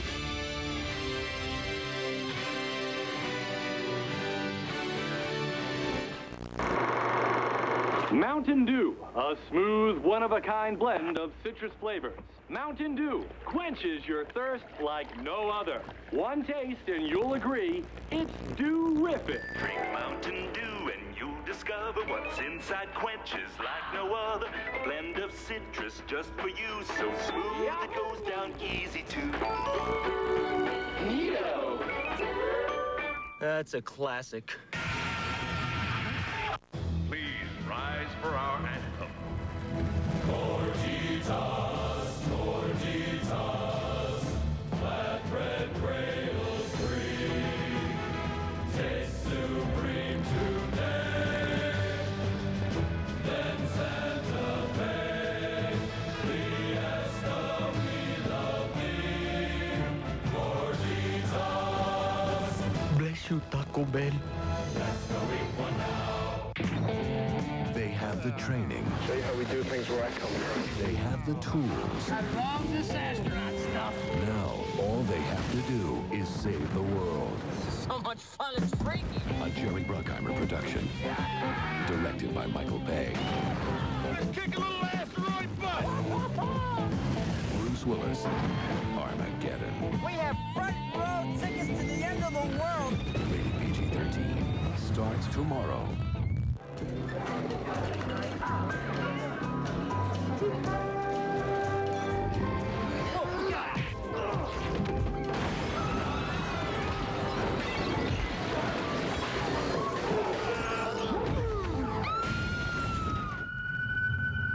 Meet Sean Graham, veteran stuntman.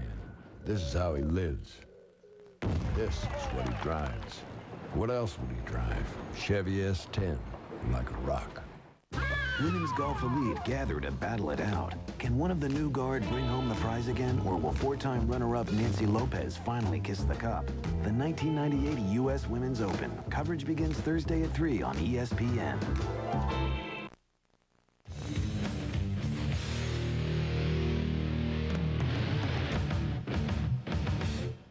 She shows up, and everybody else skates for second. Brazil's Fabiola da Silva is the first female vert skater ever who measures herself against the men. And this year, the two-time defending gold medalist arrived at the halfpipe sporting some pipes, evidence of a new training regimen that made her even tougher to contend with. Jack Edwards recaps the vain attempts to catch up to the queen of vert. The bludgeoned boots tell of her unchanging work ethic. But if you turn the page back to 1997, you realize how different Ayumi Kawasaki is from the 12-year-old who quietly won bronze in vert in her first X Games. She's blossoming as the second-best skater in the world. San Diego in '98 was her chance to grow toward being #1. So comfortable in the air, 3-4 feet above the coping. She's doing the exact same run again, except there she would have thrown the 720, looking like she's setting up. Going for the invert. Not getting the distance on the grinds that Fabiola does. Trying to lock onto an alley-oop Mizu grind, but no dice. It isn't a game of chance for Fabiola da Silva. She has beaten Kawasaki every time but once in more than a dozen comps. Unbelievable height. This is Fabiola's chance. She loves this. This is where she just gets to show off how far women's vert skating has come. The problem may be how far she is ahead of the rest of the field. Because even though there is Ayumi Kawasaki to challenge Fabiola da Silva, even on a decent night for Kawasaki, da Silva can blow her away. Fabiola da Silva's domination has lifted women's vert skating to unprecedented levels. Maybe someday Kawasaki or bronze medal winner Maki Komori will overtake da Silva. The sport is growing up. The scary thing for the others is that da Silva is getting better too. Hit it! From the waters of San Diego, more action from the X Games. Kid Rock creates the wake and the boarders take to the air.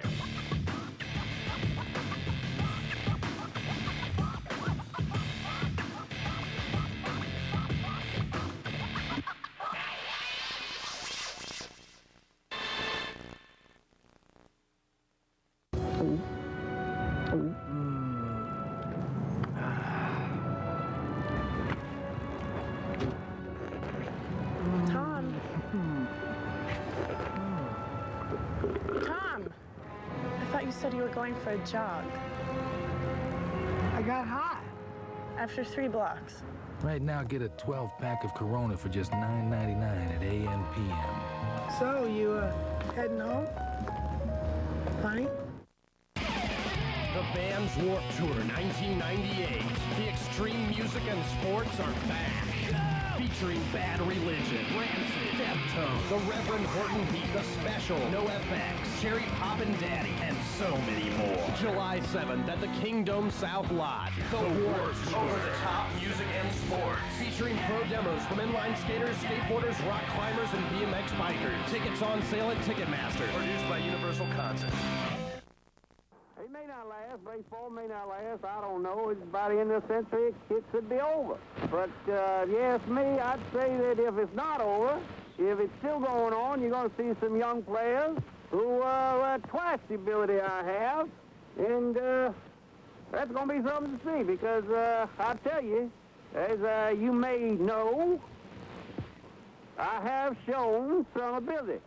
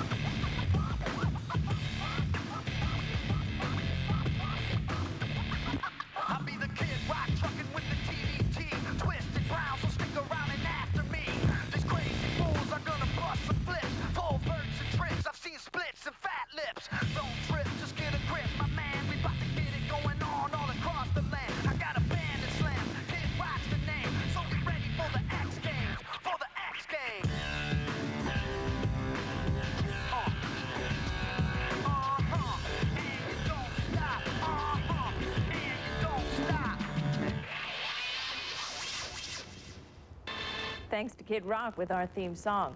Well, the wakeboarders humming a new tune this summer. Gone were those predetermined routines submitted to the judges before competition.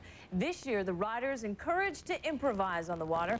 The change resulted in more tricks and far better runs. But one trick stood out, Darren Shapiro's speedball. He had never successfully completed it in the X Games, and not so coincidentally, he had never taken home gold. This year, as Shapiro said, finally, Doug Dunbar and Todd Wetherill. In men's wakeboarding at the X Games, 16 riders took to the waters of Bonita Cove. The competition, though, would unfortunately end before it even started for defending champion Jeremy Kovac.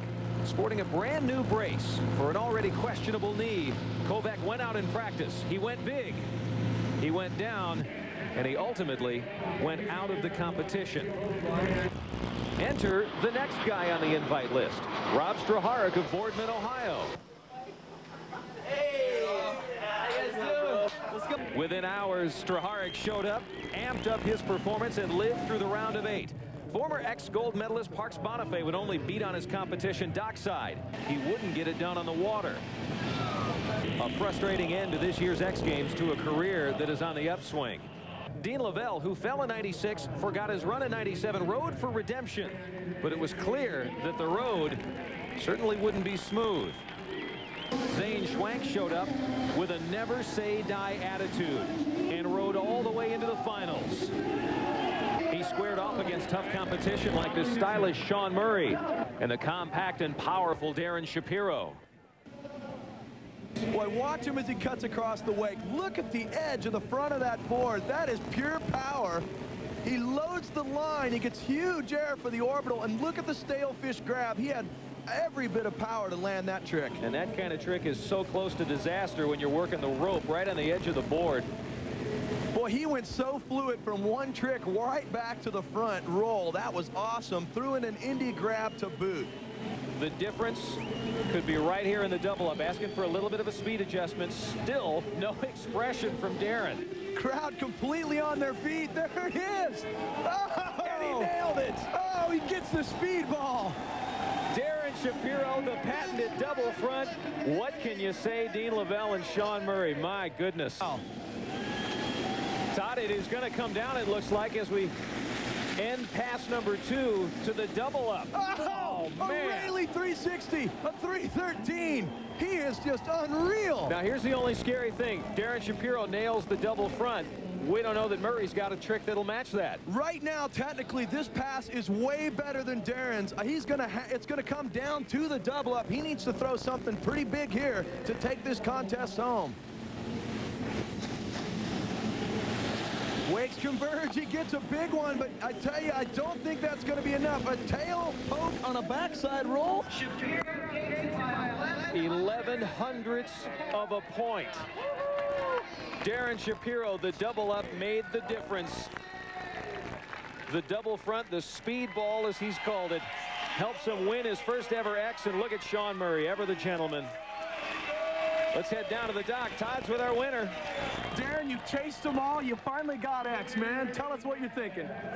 I can't believe it. This is a dream come true. I just, man, from my brother Travis, who pulls me every day, to Heather and Mike, who rides with me every day, and my parents and my family, who always back me up. I mean, I can't do it by myself. I need all those people there, and I just, man, it's a great moment, man. Here's how we officially wrap it up. The gold with Darren Shapiro. Sean Murray, absent of the double up, gets silver, and Zane Schwank, a bronze medal. As we say so long from Bonita Cove, Darren Shapiro, who has now won wakeboard's most coveted prize, gets to take a victory lap, and we all get to go along for the gold medal ride. Coming up, the tricks you wish you could try at home. Maybe if we got rid of the shag carpet. Come on, let's jump tonight. Hey, hey, let's jump tonight. Where we're gonna jump tonight. Yes, we're gonna love tonight. I love you, baby. Hey, let's jump tonight.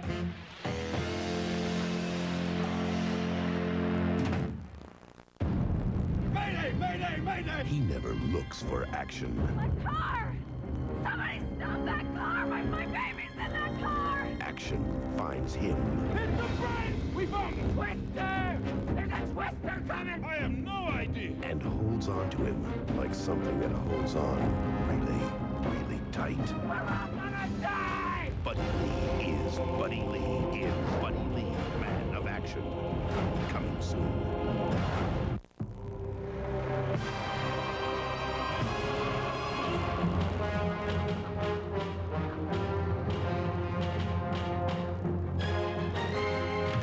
It is a test, not just of strength, but of the power of the mind. And if you complete the journey, you will be changed forever. The few, the proud, the Marines. Speed Stick Ultimate and Oscar De La Hoya. Being a champ means being in great shape. Every opponent wants your title, and defending it takes hard work. Defending against sweat and odor takes hard work too. That's why they're Speed Stick Ultimate. It's antibacterial, so it kills germs that cause odor. And it helps keep you dry for when your job's done and it's time to hang out. Speed Stick Ultimate, the great defender. ESPN Classic Sports is going inside the film vault with Al Bernstein. I'm here in the largest boxing library in the world for Big Fights Boxing Hour. Every Tuesday night, you're ringside for a trip through boxing history as Classic Sports uncovers the greatest classic fights, many considered lost forever. This is the one show no fight fan can afford to miss. Go inside the vault with Al Bernstein on Big Fights Boxing Hour, Classic Sports' new boxing series. If you don't get ESPN Classic Sports, call 1-800-CLASSIC today. If you want to see performances that just feed on the tremendous energy of the scene here and really feature mind-boggling technical tricks, you have to be every year here at the Skateboard Vert Finals. We've seen two stars of the sport, good buddies, really push themselves to new frontiers. They did, and this year Tony Hawk and Andy McDonald had to beat each other. They also had to beat the past. Tony Hawk had the hard job of trying to top perfection. Andy McDonald had to get over some bitter memories of, well, choking, really. Jack Edwards and Paul Higgins were there with the calls. In the continuum of past performance through the hoped-for future, there is the present. Andy McDonald was at the top in '96. Only a slight bobble in the second run hurt him. He scored 86.33 in the first. If he could put up another one of those, he would take the lead. Now Andy working the extension. That is really good. Final 5 seconds for Andy McDonald. Oh, real late 540, and he pulled it off. But he hasn't seen this portion of the ramp to the near side of your screen. He was in the middle, but he's clean. And the man in the middle may end up on top. In '96, it was my first pro vert victory, and I hadn't even thought about winning. I was just skating, trying to skate the hardest I could, the best I could. And then they announced the scores, and I was like, whoa, I won. Like, it was totally a shock. Last year, here in San Diego, I was so nervous going into qualifiers that I just fell on both my runs because you only get 2 runs to qualify, and I didn't qualify. Instead, he had a seat for what qualifies as one of the greatest runs in history. He is going huge.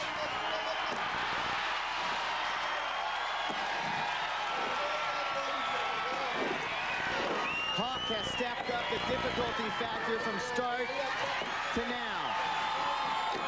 Is there such a thing as a perfect run? I was just watching, enjoying it, just going, someday I'm going to be able to do that. get in a high-pressure situation like that and just perform the best I can skate. The clock's hands had turned around thousands of times since then. Seldom did a minute pass that McDonald hadn't projected himself into this future. Tony said to me right before I dropped in for my 3rd run, he said, you better go off because you got nothing to lose, you know, and I knew I had to because I knew Tony was going to come up with something special. He is the leader. He's got absolutely nothing to lose here. The best run in the history of the X Games happened last year around this time at night. It was a 97.5 by Tony Hawk. Andy McDonald can beat it tonight. As I made each technical trick, going through it, I just got more confident, more confident. It didn't even matter what placing was after that.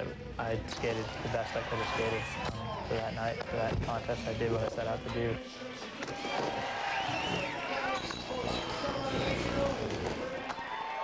Over the channel!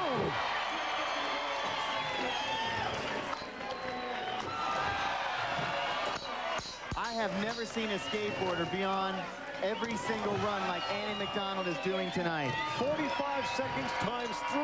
Andy McDonald, clean every time. If this is an average score format, he has blown away the comp. As it is, he still may post the top 3 scores of the night. As Hawk's partner, McDonald probably has seen or been a part of more spectacular vert runs than anyone on the planet in the last 2 years. He knew it was coming. Just 3 months ago, Hawk had 3 metal pins surgically installed in a broken arm. But even with a busted wing, that bird can fly. Top qualifier Giorgio Zattoni may not have taught San Diego how to say huge air in Italian, but the collective wow was close enough. Zattoni's competition completing run won silver ahead of Hawk's bronze. The continuum flows on, leaving this place and time. But while the past busily churns into the future, there always will be this brilliant performance shining among other memories which dim Andy McDonald's moments. Like I keep saying, you know, it's just the day, whoever has the day. And today was my day. I stayed on. Coming up, hey, it's Mass Luge.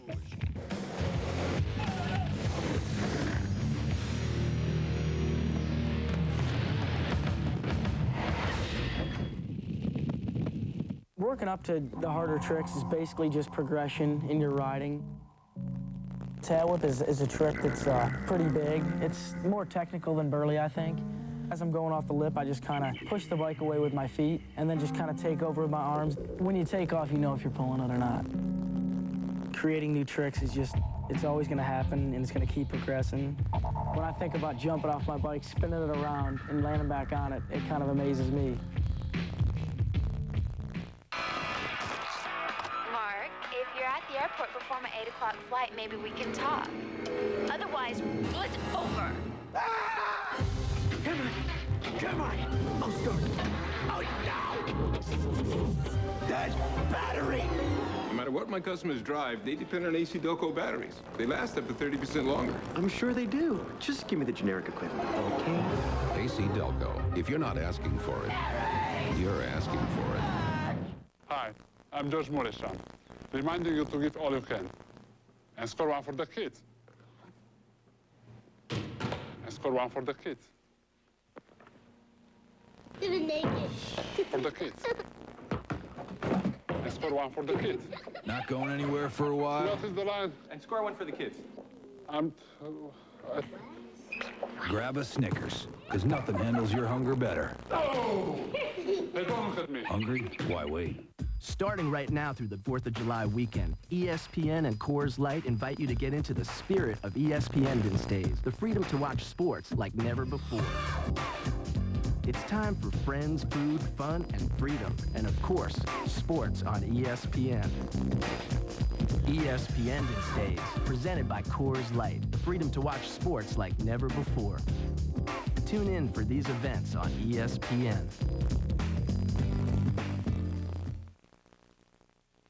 At the end of a long weekend of racing, the lugers were left with one final event and some scores to settle. So in the 4-man mass luge, muscle quickly to the front, then watch your back, because these guys have proven they're not above shoving you into that black hole. Paul Page, Jan Beekes, and Bill Weber describe the mass confusion of the mass luge final. It's the moment everyone's waited for. This is the championship round. In just a few minutes, we will know who will take home the gold medal in mass luge. And it's been an interesting path for everyone. Twice, Steve Fernando has crashed trying to get to this final round. Gerhard Lanz, well, he's used skill and his technique to make his way to the final round. Sean Slate, he has been incredibly quick. But so has Rat Salt, the winningest man thus far in the luge. So now the challenge continues on a course best suited for the 2-man competition and extremely tight for the 6-man. This is 4 riders at a time. A little more room, but only 2 competitors will advance from each heat. One final opportunity for street luge gold is about to begin. And in the final, it's the guy who gets to the bottom first that climbs to the top of the podium. And the technique used going to the bottom is halfway in between what we saw in Duel and what we saw in Supermass. Supermass was all about survival. Duel was all about technique. This is a mix of both. Rat Salt has been extremely successful on this Mission Valley Run course, including a gold in Supermass. But one of his few head-to-head losses came to Sean Slate in this exact same lane configuration. Riders set. And Sean Slate will have orange wheels, which are kryptonic. Rat is on the gravity, the gray wheels, and we'll see which are faster. The battle will be between Slate and the Rat. Look, Slate gets bottled up. There goes the Rat to the bottom. He is clean. This is going to be the battle that determines the silver medal. But it looks like Rat is going to go on without any problems at all. Kermit, Sean Slate trying to get on the board. Gerhard Lange takes second at the moment. Here comes the Rat all alone to the gold medal.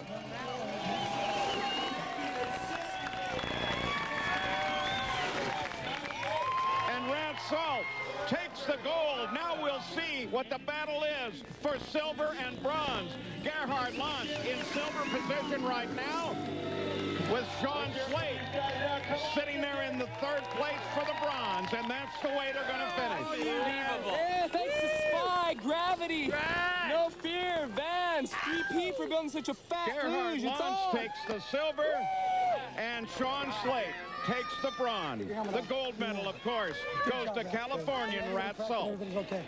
Everybody's all right? Yeah. Rat Salt has the preferable line here on the approach to the black hole. But watch for contact between these two boards here. That is possibly what causes Sean Slate to start to get loose in the middle of the corner. Steve Fernando in the blue leathers is coming through in fourth. You stop it right there, you can see there certainly was contact between those two boards. Sean Slate is stripped off his board by Gerhard Lange. All three of these guys pile into the bales. So San Diego's Rat Salt takes the gold medal, his second of the competition, as he begins to follow in the footsteps of Biker Sherlock.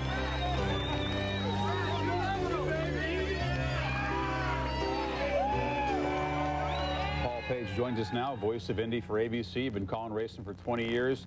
Now you're calling races involving Lugenstein and Rat and Beagle and Duck. What is the attraction of luge for you? Well, you know, racers all fight the same issues. They're fighting the circuit, they're fighting the technology of whatever machine they have to race, and they're fighting one another. So there's a lot of similarities between the guys who race in the street luge and the guys who race at Indy. We saw a lot of crashes, almost half the heats. Some of the finals were a little bit messy. Some riders say, we don't want all these curves. Let's make it a drag race. We don't want to have to brake. Other guys say, we need a technical course for it to be a challenge. Oh, there's one commonality to any form of racing. They all always hate the course, but it's always the same for everybody. And the real fact is that they've got to figure out how to go the right speed to get to the fast speed at the bottom. Sometimes guys say, oh, I'm going to go all out. I'm going to go as fast as I can go.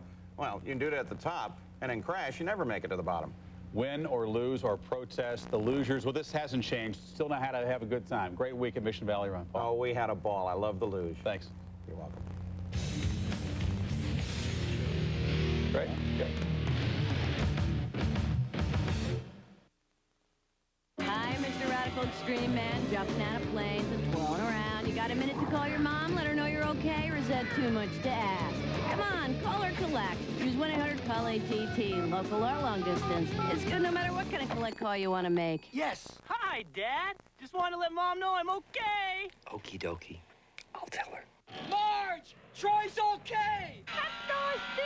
1-800-CALL-ATT. When you're on the go, it's the only number you need to know. When you've lived 7 or 8 lives, you can make some pretty long-lasting friendships.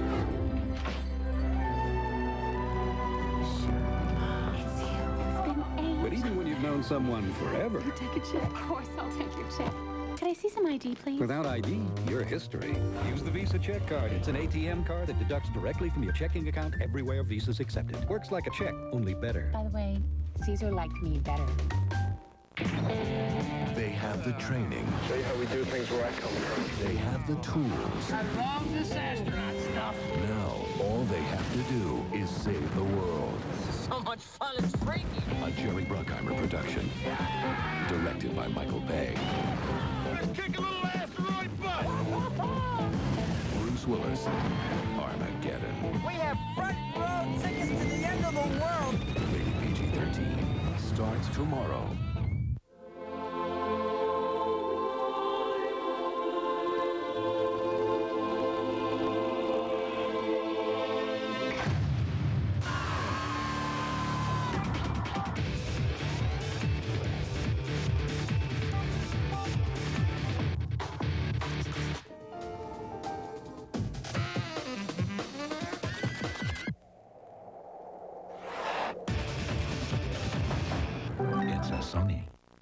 Later on SportsCenter, how the mighty have fallen as the O's take on the Marlins. The Rocket tries to remain perfect in June, and the AL names its all-star starters. Join me, Dan Patrick, with Kenny Mayne at 11 Eastern.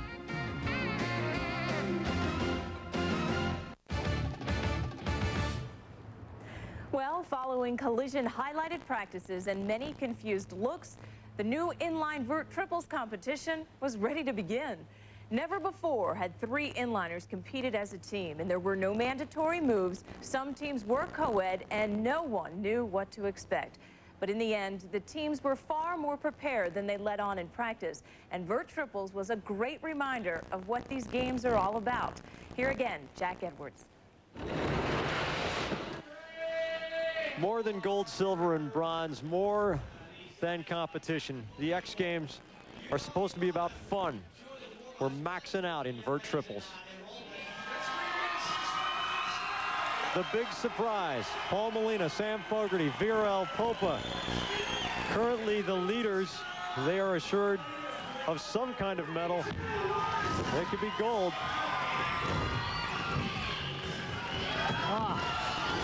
They are on it again. The big rotations. Good height on all 3 of them. There's an over-under. 3 inverts. And here's where I assumed in their first run that Paul Molina was off on his timing, but it turns into a little follow the leader.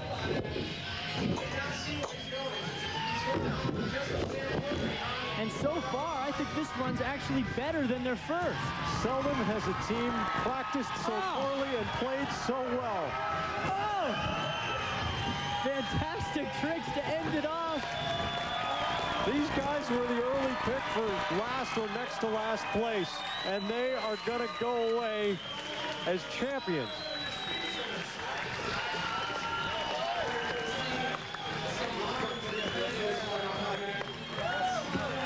Go figure. Oh, what a sick run. This run had a little of everything. All 3 of them do 540s differently. They did them all very high next to each other. Then the over-under. This is where Paul Molina then takes the lead and starts doing the over-unders. They've got to be stoked. Their run score not as good as their first, but they still are in first place. Vert stalwart Cesar Mora teamed up with Mike Budnick in black and Matt Salerno. Mora lit the fuse, and 3 rockets went skyward at once.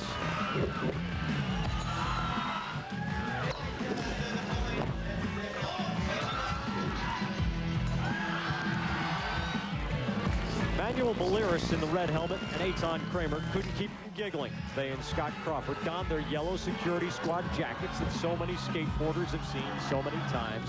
After a few inventive passes and a head tap or 2, it was the near delirious Balearis changing into his sneakers and breakdancing his team's way to 4th place. This competition exceeded expectations by a greater margin than any at these X Games. By the way, American skaters ought to learn how to dance. There were just 2 U.S. citizens, Viral Popa and Mike Budnick, among the 9 medalists.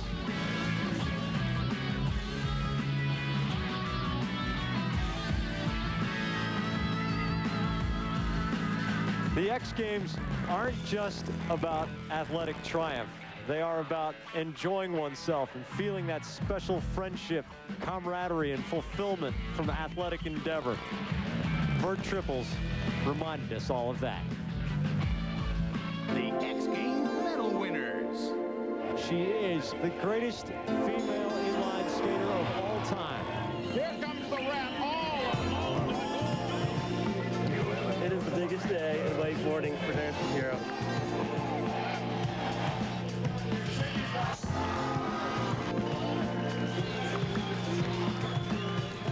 I have never seen a skateboarder be on every single run like Annie McDonald is doing tonight. They were looking very strong. Beautiful race.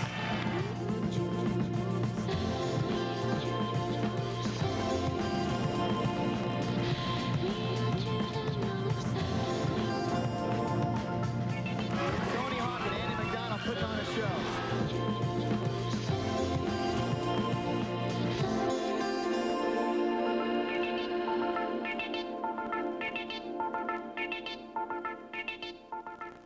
You've been there. The movie's out, and you'll be damned if you're gonna go home. All that popcorn didn't fill the void. There's fun to be had, yeah, at Freddy's Club. Now, Freddy made this a late-night haven for all, with all the fun of Vegas, all your favorite Vegas games, and full-size coin-out pool tables.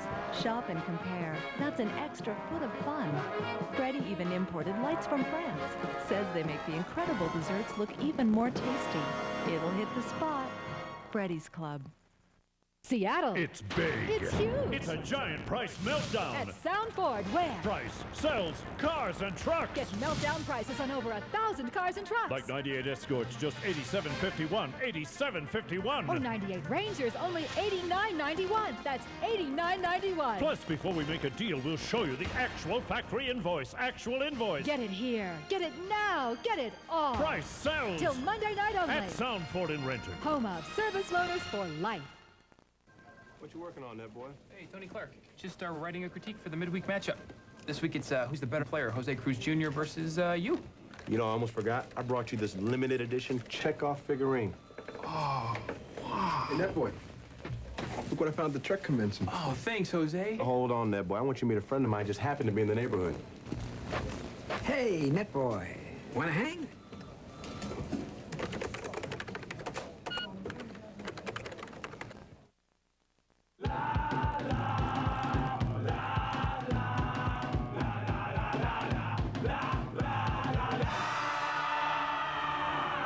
In the end, the trouble's always worth it.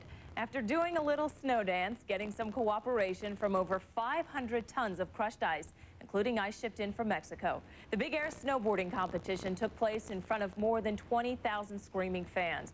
What would these riders throw off the largest man-made kicker in North America? Bigger tricks than ever imagined. For the second straight year, the athletes from WinterX crashed the summertime party and became the life of the party. Mike Adamley and Greg Tomlinson.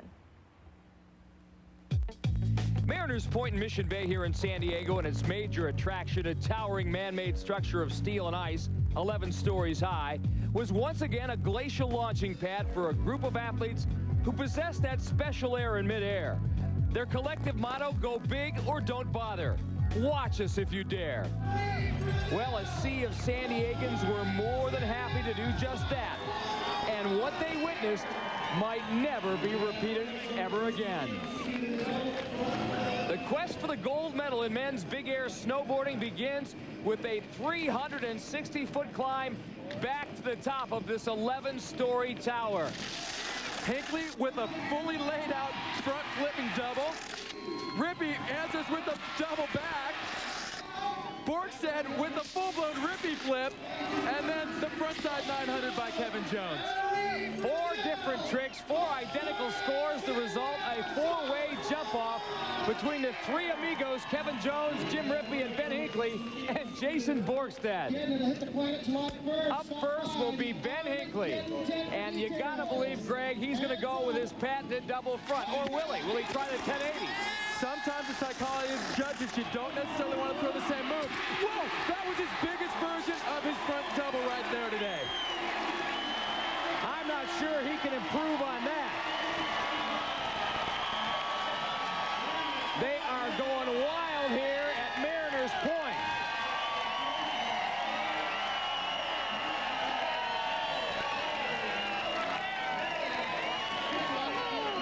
The pressure on Jason Borgstead right now. I wouldn't want to have to follow that run. This is his biggest front flipping double he's done all day. The criterion is height, difficulty, distance, and landing. He nailed all 4 criterion. Huge right there. Hinckley's looking good. Finished 5th and 2nd in a pair of recent big air contests. But could the Summer X Games be his breakthrough moment? Well, he has to wait for 3 more men. Winter X big air gold medalist Jason Borgstead and snowboarding icon Jim Rippey gave Hinckley their best shot, but fell short. Kevin Jones, however, had the answer for Hinckley's front double. Well, with $10,000 of prize money on the line, it's time to put up or shut up, Kevin Jones. What's he gonna throw? Oh man, 2.5 rotations. There it is, a frontside 900, which in the judging criteria outscores a front flip double. As it turned out, it was good enough to beat a front flip double. Kevin's gold made for a clean sweep for Truckee, California, as his friends and roommates Hinckley and Rippey won silver and bronze. No shortage of daring in the women's big air competition, especially by 32-year-old Janet Matthews. Her perfect back layout was golden, and it needed to be because the terrific Tinas, Bassage and Dixon, were nearly as good. Big air snowboarding, one of the X Games' major attractions, lived up to its billing. Well, Janet Matthews also tried to throw a double backflip. She came up a little short, but she has 6 months to perfect it for Winter X. Once again, the Winter X Games from Crested Butte, Colorado. January of 1999. We're getting close to the Games of 2000. Who knew, Chris? Let's bring those fans to Crested Butte. They were great. That was a great scene. Meanwhile, the Games of Summer X have reached birthday 4. They were created in a big petri dish on the infield of a Rhode Island fort from vastly different genetic materials. It's grown rapidly and mutated, so when I'm asked for the meaning of its brief life, the concise or cliche answer doesn't seem enough. The following 2 minutes, 28 seconds do not reflect the opinions of ESPN, its sponsors, or anybody else. It's easy to recall the carnage and explain our morbid fascination.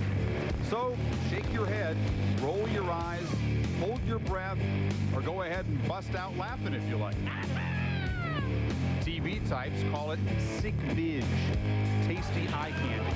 And here in this world, tame is lame. But if you care to explore Planet X a little deeper, you'll see the inhabitants aren't nearly as alien as they appear. Their souls contain stories, more moving than their moves. Valery Rozov carried himself with Russian stoicism all week, allowing no one a glimpse of his grief. His sky-surfing partner, Alexei Kristopa, died in Rozov's arms. It had been their shared dream, an X Games gold medal. Imagine explaining to your wife and sons your need to keep jumping, to leave them a half a world away for 6 weeks, to pursue the dream with a new partner. When Rozov returns home, he'll have with him an X Games gold medal, a piece of metal worth so little, with a personal value so high. And what was a silver worth to skater Matt Salerno? He lost his first vert contest of the year, saw the big prize go to another Aussie, Cesar Mora, and could not have been more stoked. His disappointment dwarfed by the pride he felt for Mora, more a brother to him than a buddy, finally getting overdue props. And did you catch the competitive debut of Dean Lavelle's double front flip? A spectacular failure, a perfect snapshot of the game's no-surrender spirit. So tune in and turn on, because when the day's done, the X Games are all about the lunacy of Lugenstein. Yeah, baby, it's time to get sicko. A metaphor for this annual mayhem. A creature has been created, more balls than brains, and it cannot be controlled.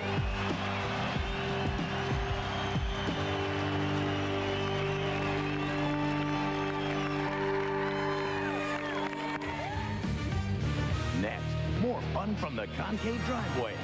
You didn't think we forgot Bike Vert? You can't leave now.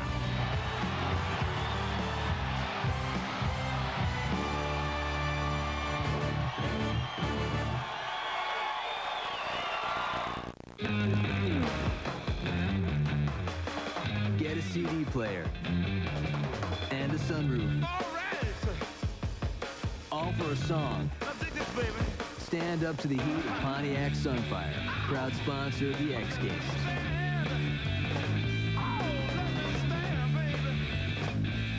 Sunfire, hot set of wheels, money left to burn. Open one up at your Pontiac dealer today. You know, things are bad when cheerleaders are bumming. So you're 0-26, and your star player got beat up by Bobo, the team mascot. I got just the thing to perk up those pom-poms. Starburst fruit juice. Entonces, Boomba. Come on, girls, sing it. Go, Starburst, go. Go, Starburst, go. Uh-huh. Go, Starburst, go. Go, Starburst, go. Crowd is going wild. Starburst fruit juice. The flavor's a bang, a burst. Need a boost? Give it some juice. Go, Starburst, go. Collarbone's connected to the neck bone. The neck bone's connected to the backbone. Oh, backbone's connected to the crotch bone. Wrist bone's connected to the hand bone. The hand bone's connected to the toucan. That's how you slam it down.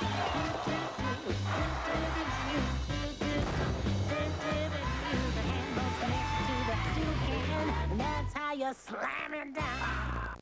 Please rise for our anthem. Gorditas, gorditas, flatbread cradles free. Taste supreme today. Then Santa Fe, Fiesta, we love thee. Gorditas. Bless you, Taco Bell. Let's go eat one now. Later on SportsCenter, Argentina and England battle to the final shot. Has Brett Hall fired his last shot in St. Louis? And trouble may have found Lawrence Phillips again. Join me, Dan Patrick, and Kenny Mayne at 11 Eastern.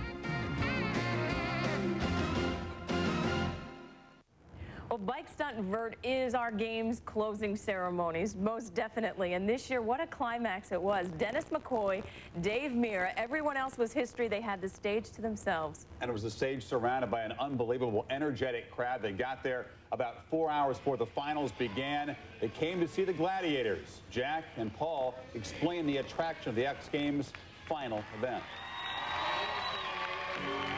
Everyone is born with a danger reflex. It's that little voice that tells you not to do something. These guys don't listen to it.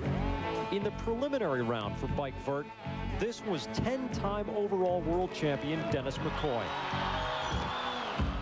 McCoy suffered a mild concussion and back and neck strains, but he qualified for the final. So did Simon Tabrone. 22 of the 40 preliminary runs contained crashes. That little voice might have been pleading with them in the final, but there was too much machismo in the air to hear it.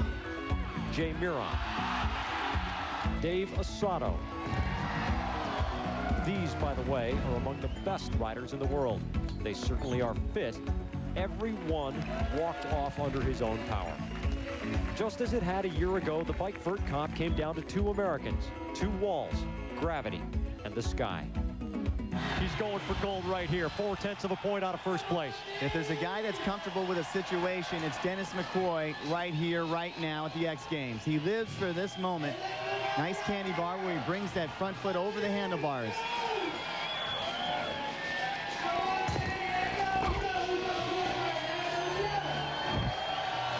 This is a man who 2 years ago had two hands that didn't work. Everything's working right now. Bottomed out on the 540. He lost a little bit of speed and a little bit of rhythm. Bar spin with the alley-oop as he travels backwards. In the corner now. Nose manual. He tries to hold it as long as he can. Showing the control with the technical tricks. He's got 15 plus 15 to go. He'll take it all, too.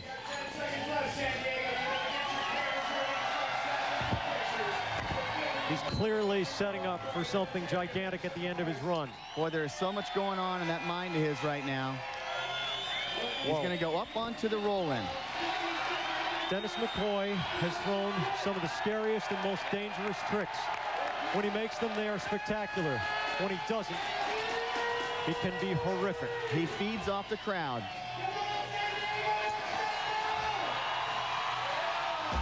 Landed the 900. Clean. Regardless of the medal, Dennis McCoy is golden. 14 tricks in all, including the 900. This crowd is going nuts. Dave Mira won the championship on vert last year. He has become the superstar of the sport. He needs a 91.42 to hang on to his lead and defeat Dennis McCoy. There is McCoy, who never has won gold in vert at the X Games. A champion just wants the chance, and that chance now is in the hands of Mira.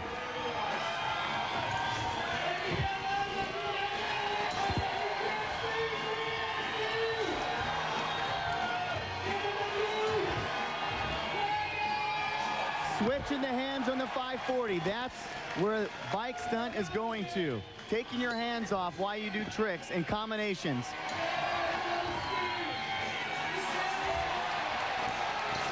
Smooth, consistent, using the entire ramp, going in both directions. We've all said, look, Ma, no hands at some point, but this is ridiculous. That's planned. That trick right there was planned. The front peg was supposed to be off the ramp. Final 10 seconds. Clean. There's your gold medalist right there. Dave Mira with another beautiful run, consistent, not super risky because he makes it look so easy. It's in the judge's hand.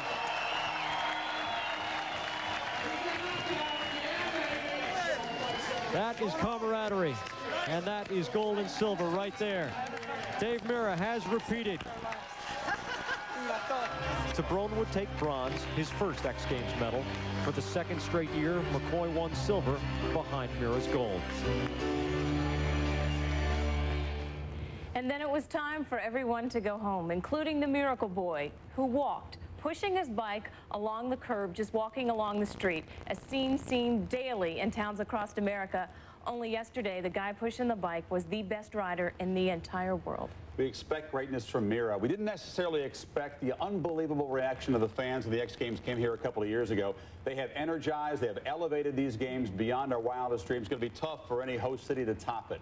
Hope you've enjoyed the ride, had fun as we have had. Yes. We always leave the final word of the X Games, the athletes. Here goes. Can you feel it? I'm running like a spinning top.